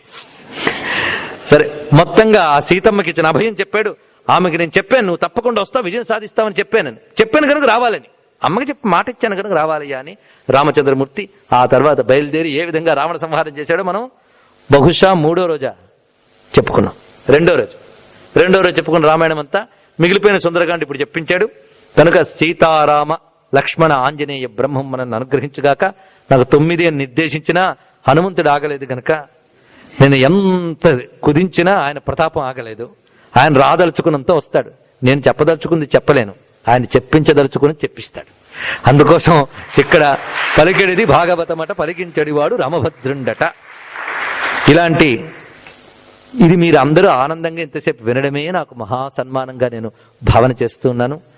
ఇక్కడ ఈ సిడ్నీలో గడిపినటువంటి ఈ రోజులన్నీ కూడా నాకు ఏదో విదేశంలో ఉన్నాన్న భావం మొదటి నుండి కలగకుండా మీరందరి ఆప్యాయత నాకు లభించింది. ఇక్కడ ఉన్నటువంటి అందరూ కూడా సంస్కృతిని కాపాడుకుంటూ పిల్లల్లో పదిలిపరుస్తున్నారు. ఆ పిల్లలు కూడా సంస్కారవంతంగా వీటిని గ్రహిస్తూ నిలబెట్టుకుంటున్నారు. అలాంటి చక్కని విశేషాలు ఇక్కడ కనిపించాయి. మీరేమీ నిరాశపడక్కర్లేదు. మీ యొక్క తపన, భక్తి, శ్రద్ధ తప్పకుండా మిమ్మల్ని, మీ కుటుంబాలన్నింటినీ కూడా కాపాడుతుంది. ఇక్కడ ఈ దేశంలో మీరేమిటో మీరు రుజువు చేసుకుని ఈ దేశంలో ఉన్న వాళ్ళందరి చేత కూడా మీరు మన్ననలు పొందేటంత ఉన్నత స్థితి మీకు ఎప్పుడు మీకు మీ పిల్లలకి లభించాలని ఆ రామచంద్రమూర్తికి ప్రార్థన చేస్తున్నాను. ముఖ్యంగా మీరందరూ చూపించినటువంటి ఆప్యాయత, శ్రద్ధ, వింటున్న విధానం, ప్రతి ఒక్కరు మొదటి నుంచి ఇక్కడికి వచ్చినది ఇంతమంది ఆత్మీయుల్ని ఇక్కడ సంపాదించుకుంటాను అని నేను అనుకోలేదు. నేను సంపాదించుకున్నది మీ ఆత్మీయతని, మీ యొక్క ప్రేమని, మీ వాత్సల్యాన్ని, మీ అనుబంధాన్ని, మీ అభిమానాన్ని. ఇక్కడికి వచ్చిన దగ్గర నుంచి ప్రథమంగా నన్ను సుమారు 2 ఏళ్లుగా ఫోన్ చేసి ఈ డేట్స్ తీసుకుని మీతో అనుబంధం ఏర్పరిచినటువంటి వాళ్ళు సుందరకాండ చివరి చేతి చెప్పించినటువంటి మా సుందర్ గారే. అయితే సీతలేంది రాముడేమీ చేయలేడు, తోకలేంది హనుమంతుడేమీ చేయలేడని మాకు తెలుసు కనుక లక్ష్మీలేంది సుందరుడేమీ చేయలేడని మాకు తెలుసు. అందుకే లక్ష్మీ సుందరుడు ఉభయులు కలిసి ఈ పనికి పూనుకుంటే వాళ్ళు నిజానికి చేసింది మీ అందరి మనస్సులో ఉన్న అభిమానం, నేను రావాలనే మీ కోరిక వారి ద్వారా వ్యక్తమైంది. కాబట్టి వారందరికీ మీరు నిలబడి ముందుండి ఫ్యాక్ట్స్ కి చైర్పర్సన్ గా ఉన్నటువంటి మా కోడూరు రామ్మూర్తి గారు, ఇక ఆత్మీయులు నిమ్మగడ్డ కమలాపతి శర్మ గారి దంపతులు, ఇక్కడ దివాకర్ల వారి యొక్క సుపుత్రులు, వీరు పెద్దవారు తూములూరు సుబ్రహ్మణ్య శాస్త్రి గారు, వీరిని మీ ప్రాంతానికి వశిష్ఠులు అనిపించింది నాకు. ఆయన సంస్కృతము, ఉపాసన, పూజ, పునస్కారాలు ఇవి చాలా ఎంతమందిని ఉత్తేజితం చేస్తున్నారు ఆయన. అదేవిధంగా మధుసూదన్ రెడ్డి గారు, ఇక చంద్రాల అరుణ గారు, వీళ్ళందరూ కూడా వీరందరికీ నేను ప్రత్యేకంగా కృతజ్ఞతలు తెలియజేస్తున్నాను. అంతే కదా మీ పేరు? వ్యక్తులందరూ గుర్తున్నారు, పేర్లు వెంటనే గుర్తు రాకపోవచ్చు. ప్రతివారు, పోతుకూచివారు, పూడిపెద్దివారు, వారు చూపించినటువంటి ఆత్మీయతలు, మధుసూదన్ రెడ్డి గారు వారి అబ్బాయిని అంత చక్కగా తీర్చిదిద్దుతున్నారు. ఇలాగా మీ అందరి ఆప్యాయతలు, గోపీకృష్ణ రాఘవులు గారు, వీళ్ళందరికీ కూడా నేను కృతజ్ఞతలు తెలియజేస్తూ ఈనాటి ప్రవచనానికి స్వస్తి పలుకుతూ, ఇప్పటి వరకు మీరు విన్న ఈ దేవతలందరూ వారి వారి పరివారాలతో సహా మీ పరివారాన్ని కంటికి రెప్పలా కాపాడుతూ ఆయురారోగ్య ఐశ్వర్య సౌభాగ్యాల్ని ప్రసాదించాలని ప్రార్థన చేస్తూ స్వస్తి.